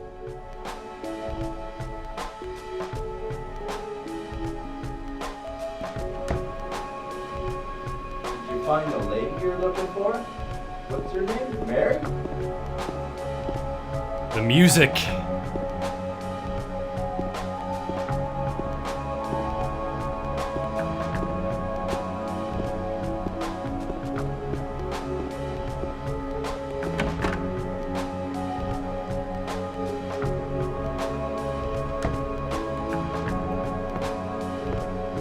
So Eddie has a pizza somehow, and he's got a pizza, so he's got an empty box, an empty pizza box, and he's got another fresh pizza box on top of that box with a fresh pizza in it. So presumably Eddie has already consumed an entire pizza, and he's on his second pizza. What an absolute fucking king.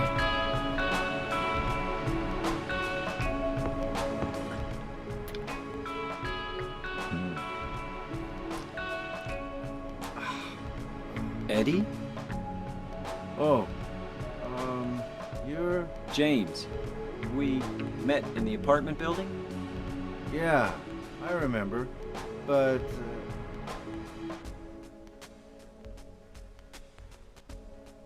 Are you alone here, Eddie? No.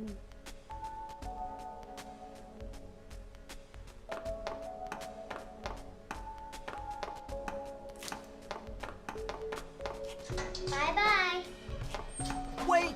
Come back! Eddie, let's go after her. Huh? Laura? But why?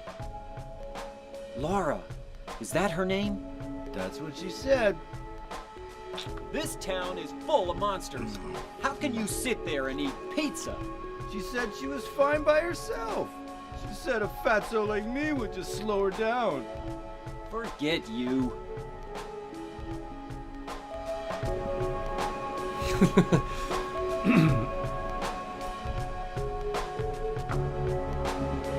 James's emphasis on pizza.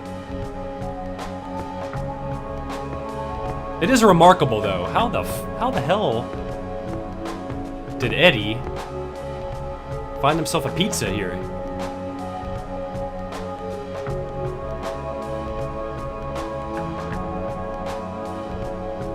That's the real question. That's the main question of Silent Hill. Not just of this game, but the series. How the hell did Eddie find a pizza?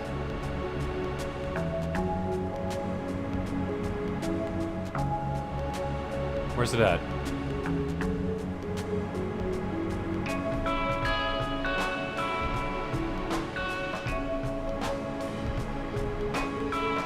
Oh.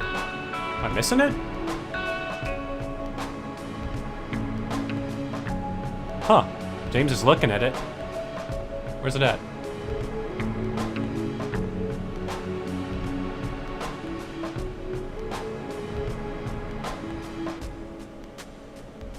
Dude. Ah, there it is. Weird. I thought it was on this lane. Guess not.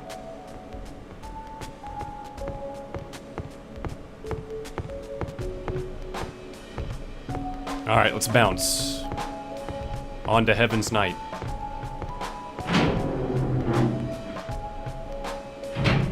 Chef Laura, dude. Laura just bringing Eddie a pizza. 2 pizzas.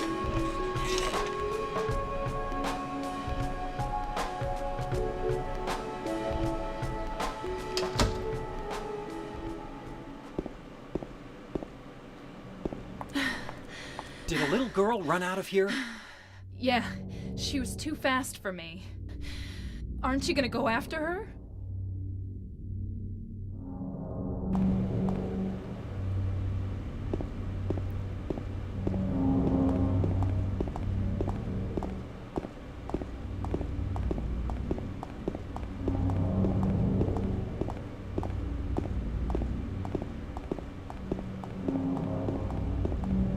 I'm guessing Maria probably really did try to go after Laura because Maria has a desperate need to protect Laura because Mary had a desperate need to protect Laura.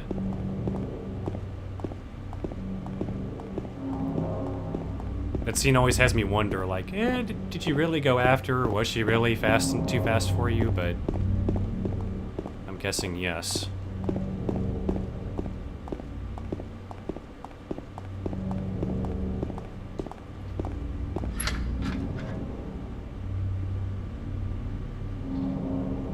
Yeah, skirt and high heels. It's not gonna work out so well.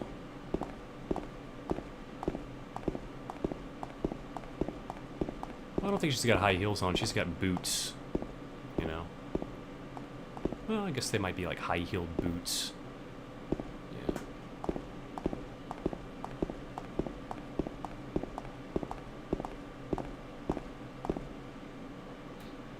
She went through there.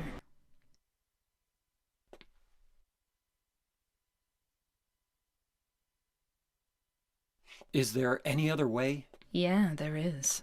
Right through there.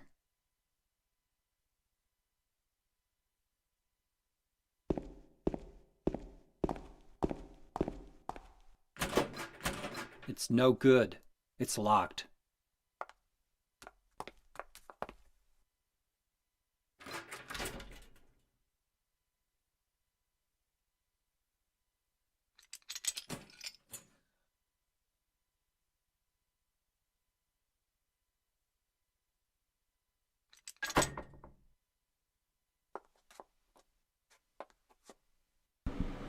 Maria with the flirtatious gesturing.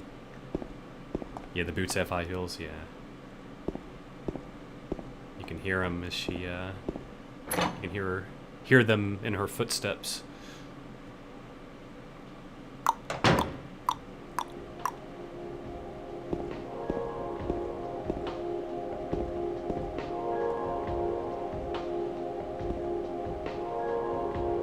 Some more amazing tunes here.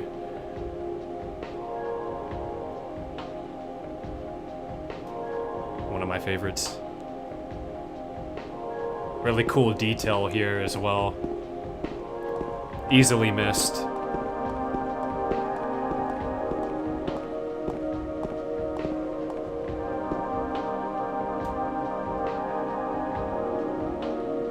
Liquor bottles. I don't need that right now. It's not that I don't drink. In fact, I drink a fair bit to get away from the pain, the loneliness. But the drinking never changes anything. Anyway, I don't need it now. There's something that I have to do. So in this dialogue, we get some insight into James here. James has been drinking quite heavily to numb the pain.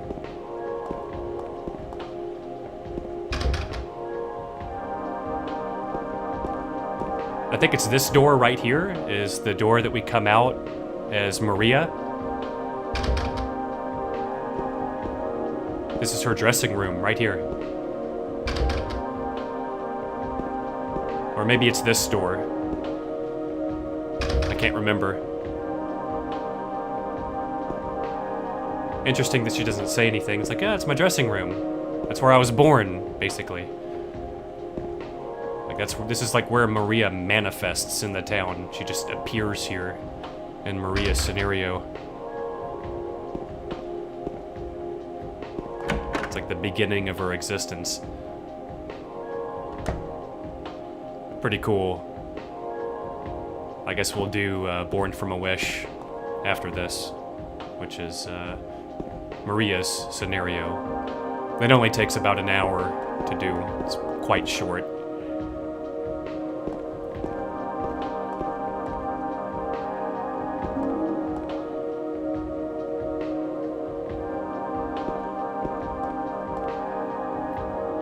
Here we have the pole.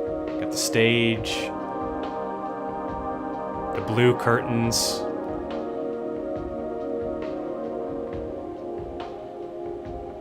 Born from a Wish is great. Yeah, it's pretty good. It's pretty quality. It's very short, but what's there is good stuff. Earnest.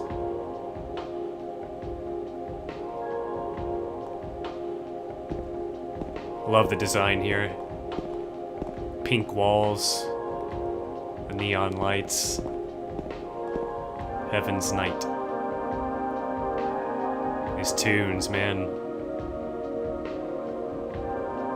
Just hang out here.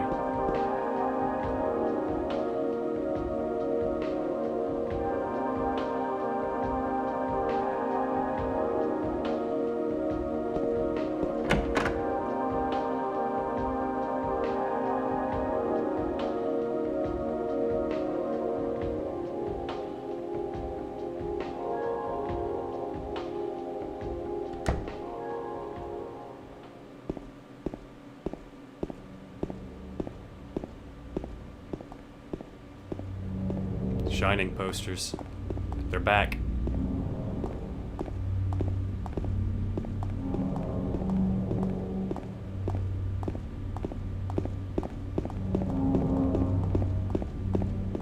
on Central. It's 2 a.m., man. 1:55. We're about to save here in just a minute. We're almost done.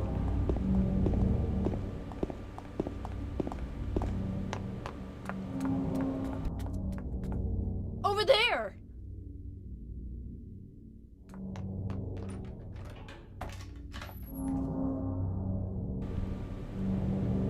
And here we have Brookhaven Hospital.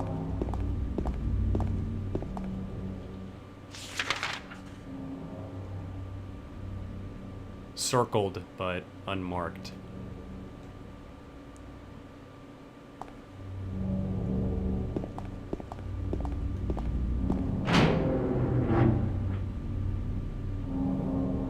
At least it's not 3 a.m. Yeah. Whew. I thought that I was going to wrap this up about an hour ago, but it ended up just kind of dragging on a little bit. It's kind of hard to go fast in this game for me. So here's our map.